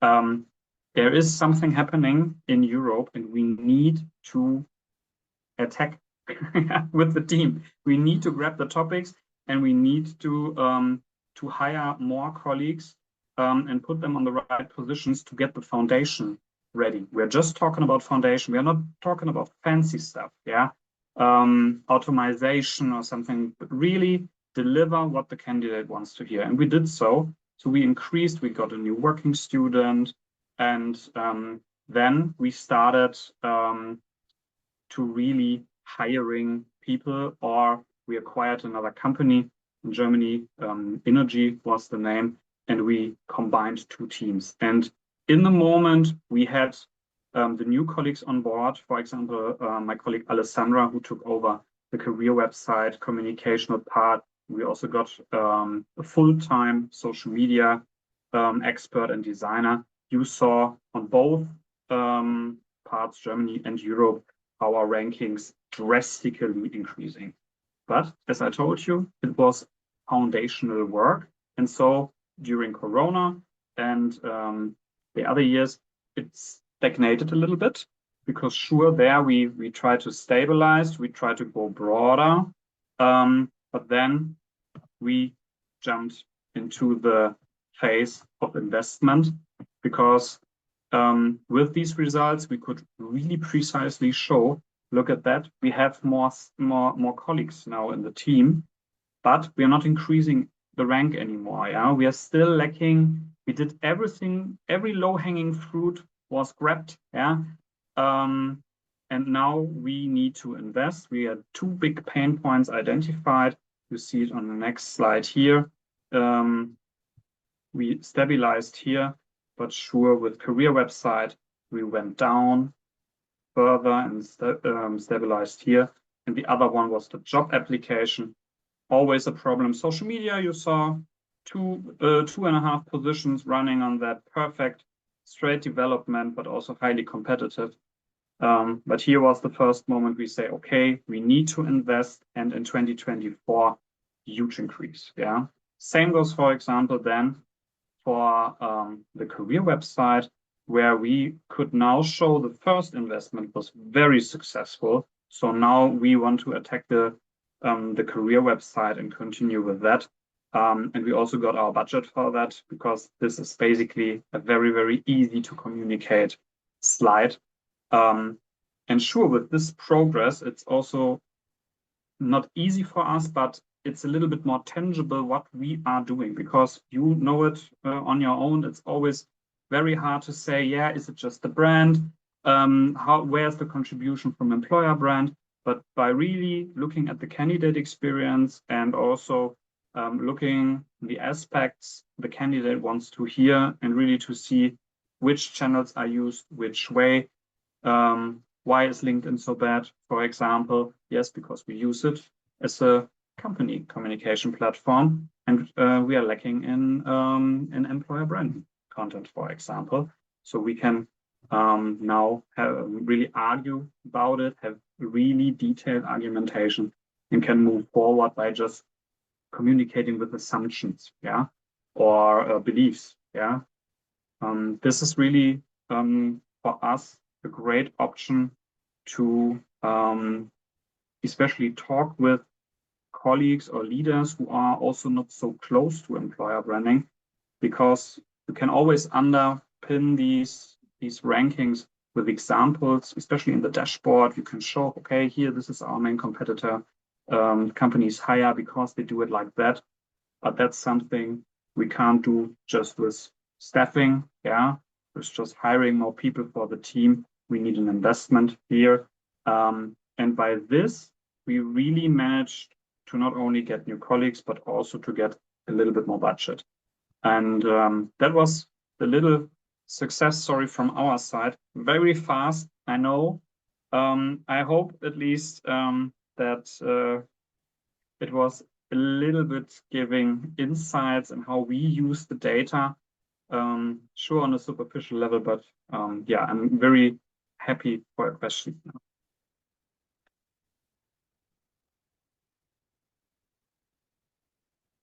Great. That was really, really fantastic, Mike. I think we all had a nice laugh with your graphics, but really great to see. But that's good. We love having fun around here. So through all of your success on here, so what would you say, thinking about this long journey of yours and here, what was the most challenging moment for you? Most challenging moment for us was probably the moment where we really saw, okay, we are a very small team and we need more people. That was the first challenging moment, because yeah, we just couldn't work on all the big construction areas. That was then luckily a success, but sure, we had already a fear, like we expected there will be a moment where all low-hanging fruits are gone and we need to move forward. So how do we argue to get more budget, to get also a little bit more openness towards technological innovations, for example. Yeah. And that worked quite well, because it's always easier to underpin your opinions with data, and with the dashboard that was very successful, luckily. Yeah, really helpful to have those points and those guidelines really guiding you along the... Especially also the examples, because it's always the one thing when you say, yeah, the others are better. But here you can say, you know, this one, you always have the company on your competitor list. They are doing that precisely, and we can't do it because that's makes it a bit more plannable, I would say. Yeah. So looking even forward, what can we see next from you and the team? So all this journey. So we say the only way is to go up from here. Is what's kind of on your horizon for the coming year? Definitely for this year, the whole career website relaunch, which is for us quite challenging because we are not a classic centralized organization. We are decentralized with a central team, our team. So it's always quite a challenge to deliver all these central messages, but open up enough freedom for every unit to also tell their stories. So that will be definitely the plan for this year. We also have a new brand rollout, new employer brand adaptation of the brand rollout. So a lot of stuff to do for our team. This is our main focus. But then also for us, we already said that this is then the last big construction area to get our foundation really on a stable level. And then we need really to think about, okay, now it's time for the innovations. Yeah, and also not only to adapt existing ones, maybe also creating something on our own. But sure, for that you need the stable foundation. And yeah, we hope that this will be done end of the year, and hopefully that we see it also in the rank. Yeah, this is very exciting. I said, we'll be on the lookout. Now, Absolutely. yeah, and I said, in thinking of your own career, so there are a lot of others that are joining us that are maybe in the beginning of their careers, or they might be in really the beginning of just starting with a company and just saying, okay, where do I start? And be a little bit overwhelmed. If you put yourself in the shoes of kind of like yourself when you were just in the beginning of your career with this, what advice, so knowing what you know now, what advice would you give to yourself back then? If I would talk to myself, yeah, continue what you have on your list, basically. So I remember a discussion with if I would have a mentor, he would have been it, yeah. And he once told me, when employer branding was really not a popular topic, he told me really stick to it. This will be definitely a topic for the future, no matter if it's combined with culture or how it's going forward, but the markets will develop like that. And everyone laughed about me, yeah. So as a business psychologist, employer branding wasn't a topic, even how long is it gone? Oh, 10, 12 years. It was already a topic, but not for business psychologists, at least in Germany, my perception. And he always said, stick to it. That is a good thing. Do what you want to do. And yeah, I'm still saying it to me. If it's getting stressy. Yeah, but basically he was right. Yeah, that's great advice. I think just stick with it. So something I'm gonna apply today. If you like it, yeah. If the others are saying no, I don't think that's good for you, or so. If you think that's the thing, maybe the others are also sometimes wrong. Yeah, self-reflection is a good and very important thing, but sometimes if you have an idea about creating something new or having an impact in an area, you also need to be one of the, not the first one, but at least of the early adopters. Exactly. And it's all about that early adoption, and I think learning from each other and sharing these stories. So really thanks for giving your reflection on this and sharing a little bit of your success and a little bit of the journey there. So of course, if anybody has more questions for Maik, do drop them down in the chat here. Also reach out even offline as well. So that's what we always say, is to really connect with one another, as Maik will say as well, and all of us will really say, is it's a really great community to be a part of. So do reach out and connect on your stories there. So Maik, thank you so much for coming on and sharing your story with us. You're welcome. Thanks.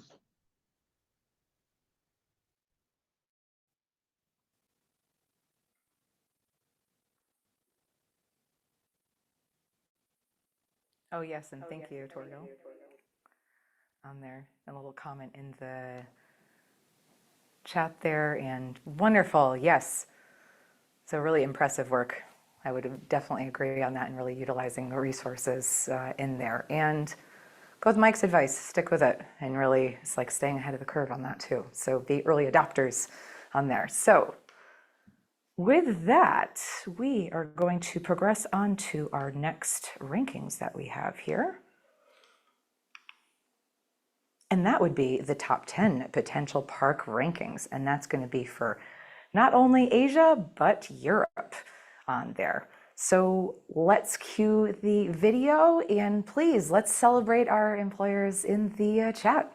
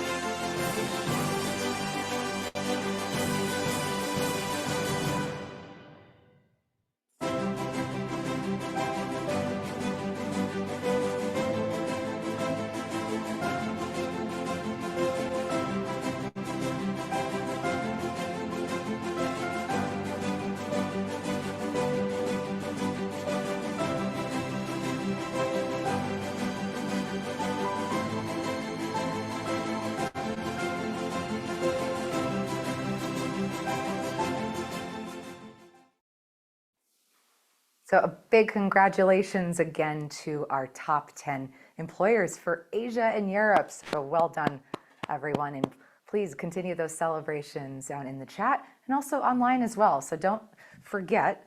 So all of today is to make sure that you share some of your stories. So hashtag TalentCom Summit.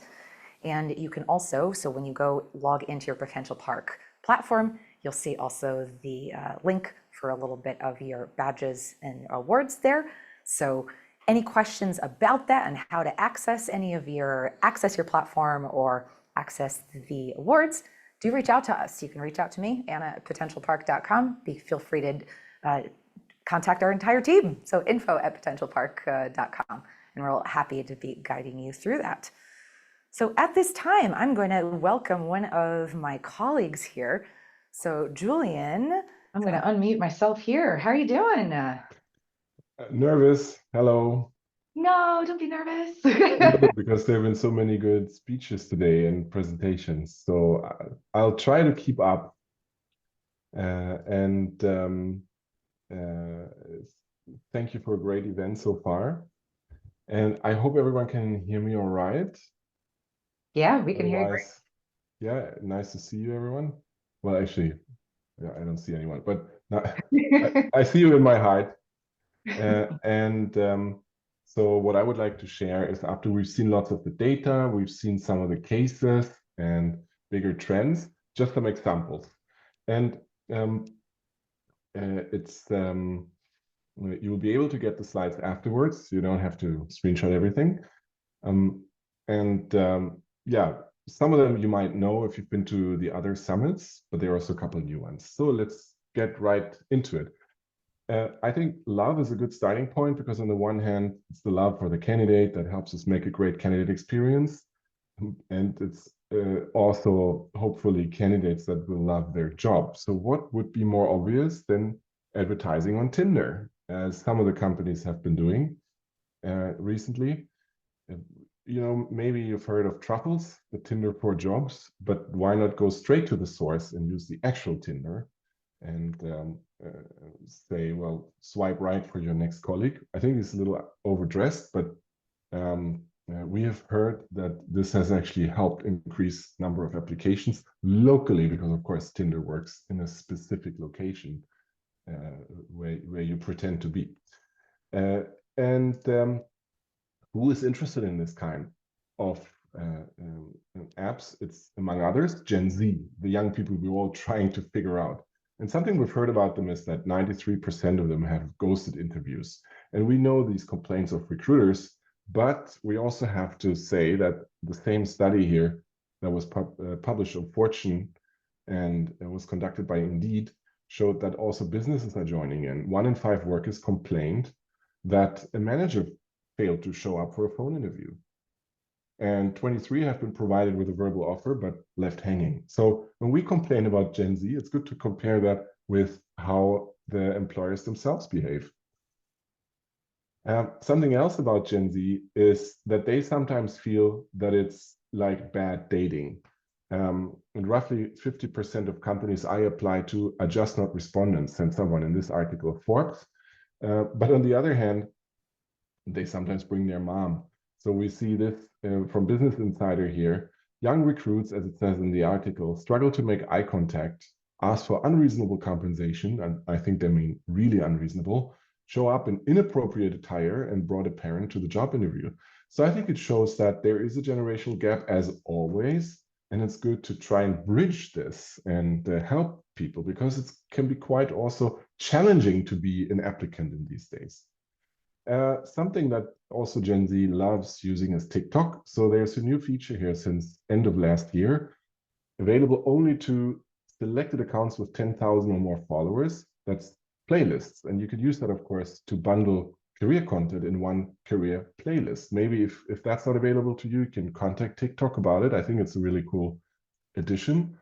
As we say, maybe about this, yeah, everyone's trying to be a little TikTok these days. So actually, it's LinkedIn is trying to become more like Instagram. Instagram is trying to become TikTok. TikTok, on the other hand, is trying to become YouTube. nobody is on Facebook anymore, which is not quite true. I think there's some some activity still, but everyone tries to navigate or to the newer features, which is mostly short videos. Something Amazon did is quite amazing, and you only see in the screenshot part of it.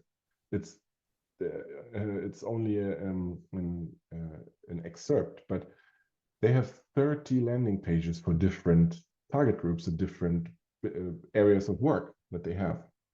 So they call it team categories, entertainment, fresh, it's Amazon Go, and so on and so on. And they not only have lots of open jobs in each of these, but they have content there. So Amazon made the effort to portray the different areas for which they hire with copy and pictures, partly videos. And Meta is similar. They have 25 areas of work. You can browse by technology, you can browse by industry, like creative or research or security.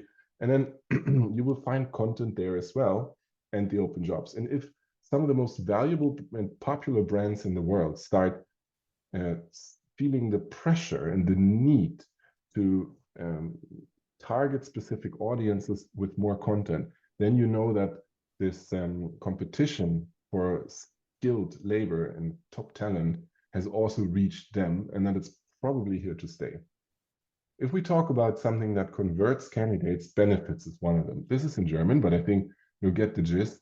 This is Aldi Süd, well, most of you know Aldi, the retailer, and they have this many categories of benefits that they communicate on their career website. So they really go all in on what they're offering people, not just salary, monetary benefits. We see mental health is an issue that's being used a lot more, how we support you in good as in bad times, almost like in a marriage. So there's all kinds of categories of benefits being communicated. But some really special cases, what we see here in Spain, menstrual leave approved in the first country. And another example that we see is Merck launching a fertility benefit program. So we could call it the corporate baby or the employer baby. And it's addressing issues that certain groups have. As Steve said earlier, an intern has different needs than a young mother, for example. And how do you stand out with your benefits or communicate that? Main benefits still salaries. And if you think that your salaries are secret, then check again, because not only are many candidates using Glassdoor and other review platforms, but also Instagram and TikTok have popular channels like this one, Get Ahead Paycheck, that just interview people what they earn. So I think there's many ways how people get an idea of your salaries, and you might not even realize, which leads us to salary ranges and job ads. It has become the law in some US states, and the European Union will soon demand salary ranges as well. But don't do it like this one, Netflix, who says for an L5 engineer, it's between 100,000 and 700 US dollars. Some employers even pay differently depending on where you live, which can be off-putting. And I think this is meant to show a middle finger to the legislators who introduced this rule. But actually, Netflix's middle finger lands right in the face of the candidates instead. So if you talk about salary ranges, I think it will come. There's no doubt about it. We see an uptick in the number of employers who do it. So competition will probably force you to address it sooner or later, rather sooner than later. Do it in a way that it works marketing-wise. And one way to do this is, if you want to be an astronaut in the UK, this is the job ad for that. I mean, they also have to apply somewhere. And here you see a range, and it goes from £40,000 to £86,000, which is quite a range. But the way they display it here with starter to experience, it makes it a lot more understandable why there is a range, and not just like a poker game. And by the way, in case you were wondering, it says here in the bottom right of the screenshot, you might work away from home. Good to know as an astronaut. When it comes to candidate experience innovation, it's a little bit of a maze. You have the choice. Do you want to be a first mover? Then it might look like this, that you end up in some dead ends. You try things, they don't work. A chatbot with machine learning, as it was called a couple of years ago, and then suddenly you realize it's not really working. Or you implement Google Maps or Google Search and you realize it does not really work. It can happen. But you're probably the first to discover some innovation. It will cost you more, but you might be ahead. But there's also a completely different viable strategy, which is more being the first observer. So instead of being the trend scout, you're the scout. You can also follow others and be among the second to implement something. Both are very viable strategies, just different ways of going about it. And here's a German company. Sorry for having it in German, but it is the German railway company, but you will understand what I'm trying to show here, which is the chatbot. It's applying within 10 questions. That's interesting because, it's not really faster. If you fill out the chat, you still have to upload your CV and so on. But it's different because, especially for younger generations, and also more and more for us, all of us, things work in terms of conversation, So something asking you and you reply is more like WhatsApp works or Discord or ChatGPT, and not just a form to fill out. And even if a few percent use the chatbot, for a certain volume of applicants, a few percent more can really make a difference in the competition. Otherwise, what you see a lot is what this person posted on Instagram, a frustrated candidate who was confronted with this form that said, put your name here, put your city here, and it keeps entering, it's in my resume. It's also in my resume. School name, in my resume. City, why did you ask for a resume? So check if your system not only works, but the problem is you get the applications from the ones you apply, but you don't really hear anything from those who don't apply. And some people are frustrated with things that you find are normal, maybe from back in the days when you applied for the first time. And people get frustrated, for example, when they have to fill fields out that are already in the CV. So it's good to keep checking these kind of things. Otherwise, what happens is that you fix the ATS and try to make it a little bit better and looks like this. I'm not sure that's the right way. The best applicant tracking systems that we see in terms of candidate experience are the ones that, at least the front end and the things that the candidates see, they are designed from the start with the candidate first approach in mind, and not just put lipstick on the penguin afterwards. So ideally, you create a smooth, talent-friendly process from A to Z. Keeping in mind, during that is, I like this image from Nassim Taleb, Lebanese-American philosopher, if you want to look it up, washing machine versus cat. What is an ATS? Is it more like a washing machine or more like a cat? You might think it's more like a washing machine because it's a machine it's a tool, it's delivered, and then it sits just there, it doesn't change. It can only get worse because it can break and then you have to repair it. But it's actually more like a cat, I think. It's more organic because a cat, if it doesn't move for a couple of weeks, with muscle atrophy, it will not be able to jump anymore. It needs constant stress, and that's why cats keep jumping around all day when they're not sleeping. But an ATS or a candidate experience is a little bit the similar thing. It needs stressors. It needs to be developed. It needs to grow. It needs to be seen as an organic thing. The moment it's born is only the beginning. And any candidate experience that is in the slightest way technical, there's the risk that a month later it's outdated. Other competitors have moved past you. There are smarter solutions. There maybe something broke down and you have to keep developing it. Otherwise, what happens to you is this. And shittification was the word of the year in the US last year, decided by American Dialect Society.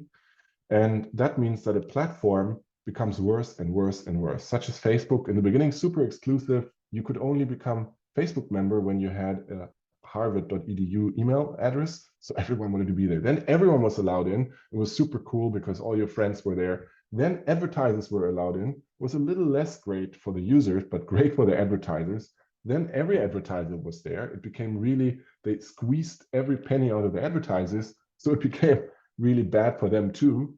But they had to be there because everyone else was there. And in the end, it was shit for everyone. That's called enshittification. Sorry, my French, but that's just how the word is. I didn't invent it.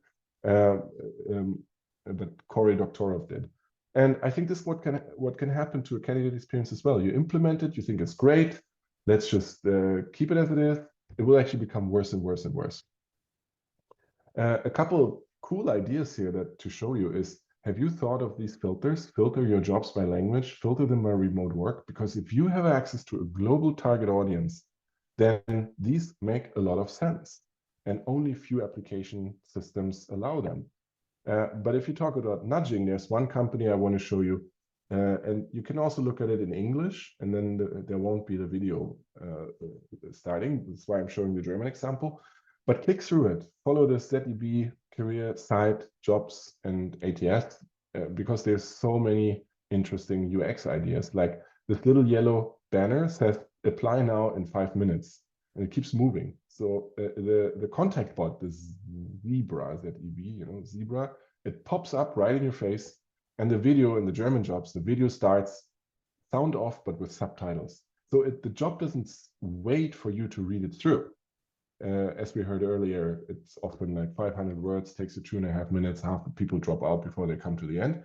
It jumps at you, it pushes you like booking.com or Airbnb, where it keeps reminding you, book now, or the discount will be gone in 2 hours, or something like that. It's not quite as wild, but there's some really smart ideas in here, and it's called nudging because it keeps pushing potential customers, or in this case, candidates, from maybe to action.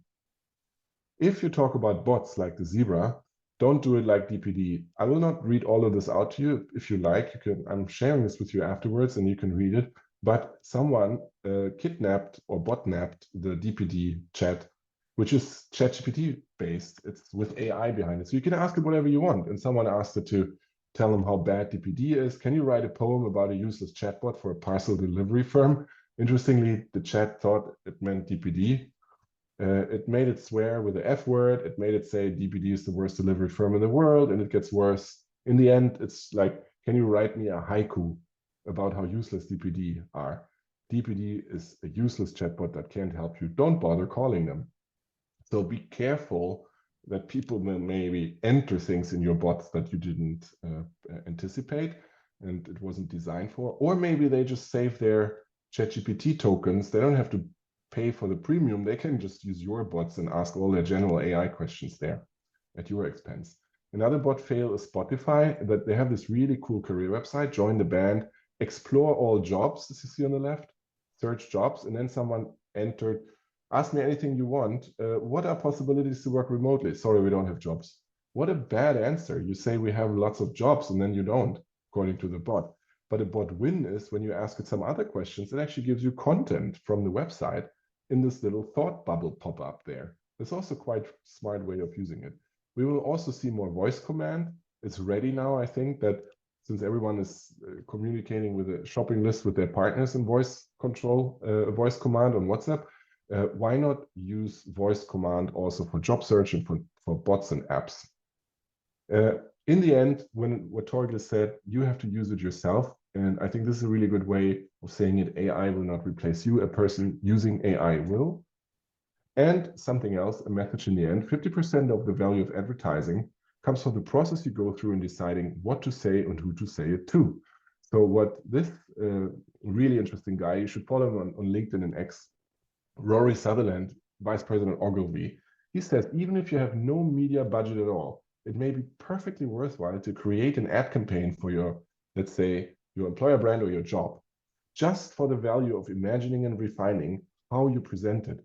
Even if the ad you generate never runs, just keep thinking about who you do this for, what are your arguments, and how does it play out, like Steve said, to the different audiences. So you don't have just one brand, but you have advertising for different target audiences. Last question, who is this? And if you've seen this presentation before, you know it. But if you haven't, this has nothing to do with chess. This has nothing to do with pizza delivery. Which employer showed this? You can write it in the chat if you like. But it can only be one employer. It's per country, I should say. It's the German custom. If you don't know the word Zoll, it's the German custom. And they managed to show in one image something that only they can show, that's unique and that's going to be remembered. And that shows the purpose of a career with them. I think that's quite smart. Yeah, thank you. If you would like these slides and these examples, I also have a QR code here, or you can just go to talentsubmarine.com, the blog where I'm writing about talent behavior and competitive candidate experience. And yeah, happy for any questions you may have. If we don't have time for them now, I'll pick them up. And thank you. I think I'm giving back to Anna now and our wonderful team in Stockholm.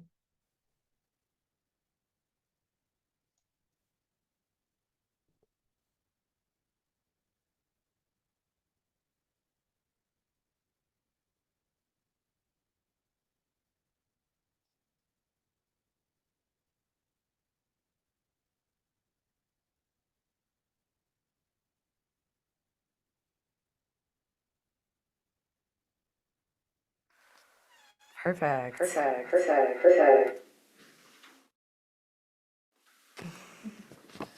All right, everyone. So we have come to the close, or close to the close, I should say, with the Global Talent Communication Summit. So you know what that means. It's time for our top 10 employers in the Global Potentialpark ranking. So without further ado, I would love to introduce a video to help celebrate our top 10 to 4.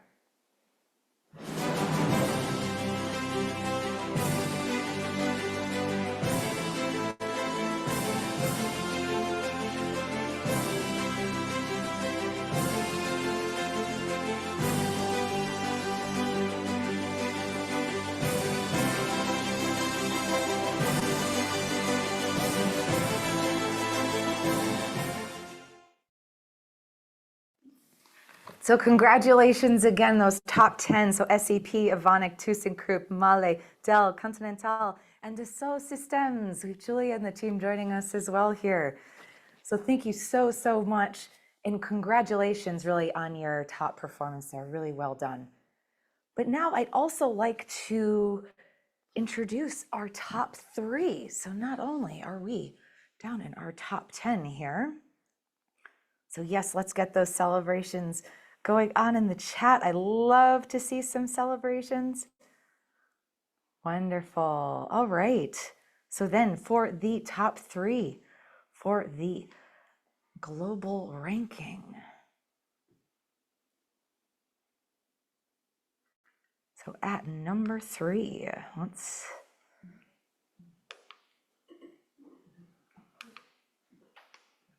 see. Henkel, congratulations. And with me today, I actually have Petra Buknikova joining us from Henkel, and we're going to be seeing her online here in just a moment. Hello, everyone. Hi, Anna. Can you hear me? Hi, Petra. I can hear you. So great to see you. Great to see you. And hello, everyone from Düsseldorf, Germany. It has been a great event so far. Very inspiring, I have to say. Thanks a lot. And if I can say, we are very honored to have received the Global Award, an amazing 3rd place, and all other regional rankings. I was following through very much. And it is very motivating, I have to say, and I speak for our entire global employer reputation and branding community here at Henkel. So thanks a lot. And I think we can feel very proud because it has been a journey. It has been we have been consistently working and shaping on our employer value proposition, there to make an impact. And last year, actually, we focused on investing into new advertising campaign, new talent touch points, such as launching Henkel TikTok channel that we've also heard at the beginning of the session. So that's probably our highlight, as well as we focus on our ambassadorship program that also, let's say, plays in the role. Maybe if I can also share what we're planning for next year or this year, I think, rather 2024, I can already share the exciting news that we will relaunch our campaign a bit. Together with our job ads and our career website to further ensure a smooth and very attractive candidate journey when visiting our Henkel channel. So that's from my side. Once again, thank you, Potentialpark. Keep up the great work. As really your global talent insights have been a great source of data and inspiration for us. So thanks a lot and very, really nice event. Oh, thank you, Petra. It's been a true pleasure and congratulations again to the team. And we're really looking forward to seeing all that you're rolling out this year. Thank you very much, Anne. Thank you.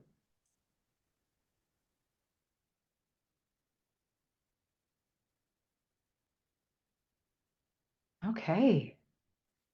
So thank you, Petra and team, and congratulations to Henkel again for number 3. So now in the number 2 position for the global potential park ranking, we have BCG. Well, congratulations to the team at BCG. And I actually have Adam Eisenstein here with us today, who is going to pop up in just a moment, and he can tell us a little bit more on what's going on at BCG. So is he there? Hello. Hi, Anna. How are you? Hey, Adam. Great to see you. It's great to be here. Yes, very honored and flattered to see all the hard work pay off. Yeah. But tell us, what do you attribute the team's success to this year? Number 2, really, really fantastic move in the rankings.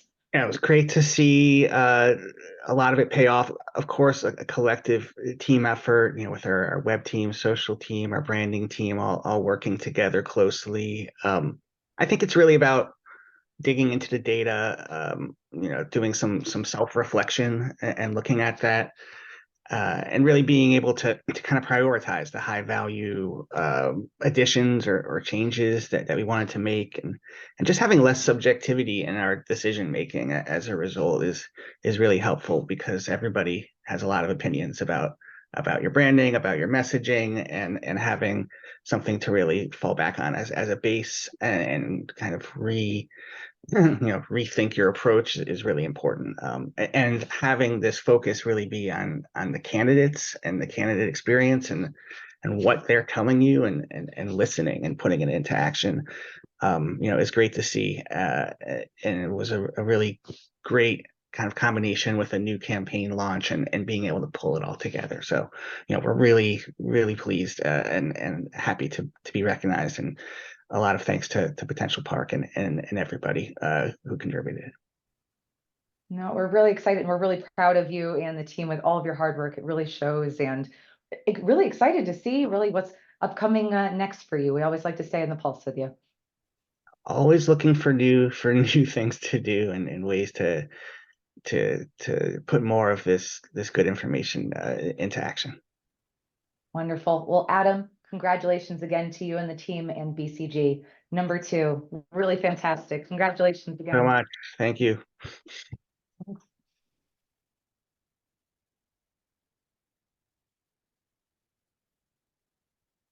All right, team. Now we are down to number 1. There we go. Sorry about that. So number 1. All right, everybody, we're going to squeeze in. I've got the whole team in here. Let's see if we can get everybody in the camera. So Laura and I aren't standing in front of each other here. Let's see. Here we go. All right. No, there's our camera. Okay. On there. So with our number 1 employer in the Global Potential Park ranking, are you excited as I am right now? So I've been trying to hold in the excitement. I know we've been trying to keep it a secret this whole time. But without further ado, the number 1 Global Potential Park Employer of the Year is AMS OSRAM.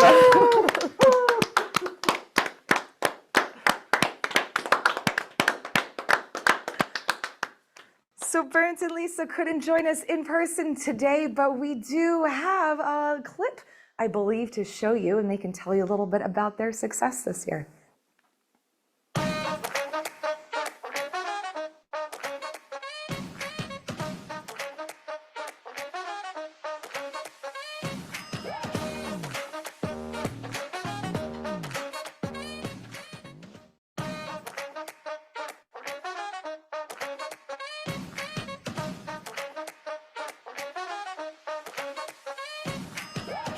Here is Katrin from AMS OSRAM, currently sitting in our beautiful headquarters in Austria. So sorry that we are not live with you today, but as you can see in the video, we were at the German Award last week.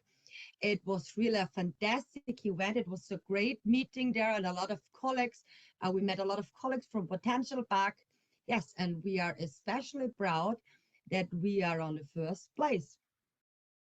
I think this is mainly because since the last award, we have taken several actions in all categories, particularly in professional platforms and on our career website.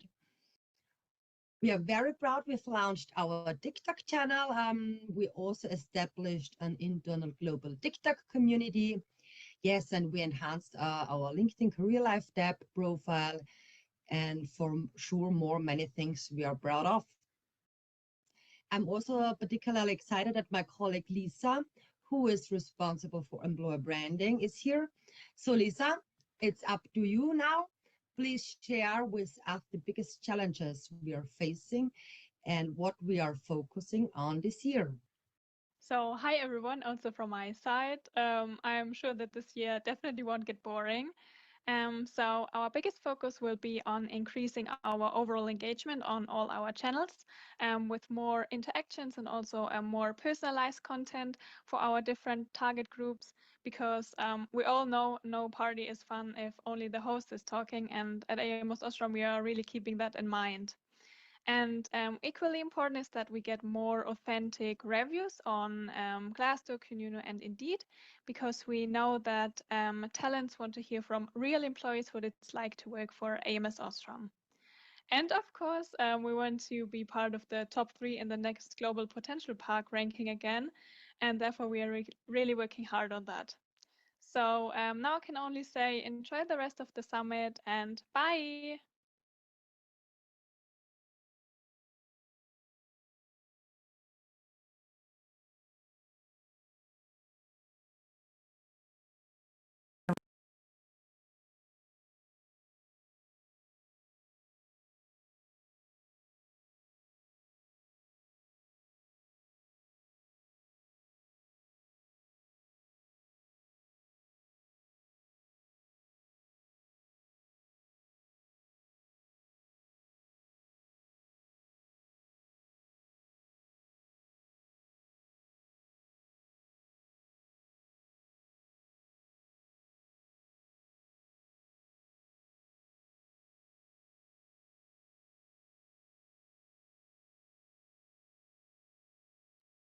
Can you hear me here? What about now? Can we connect through there instead?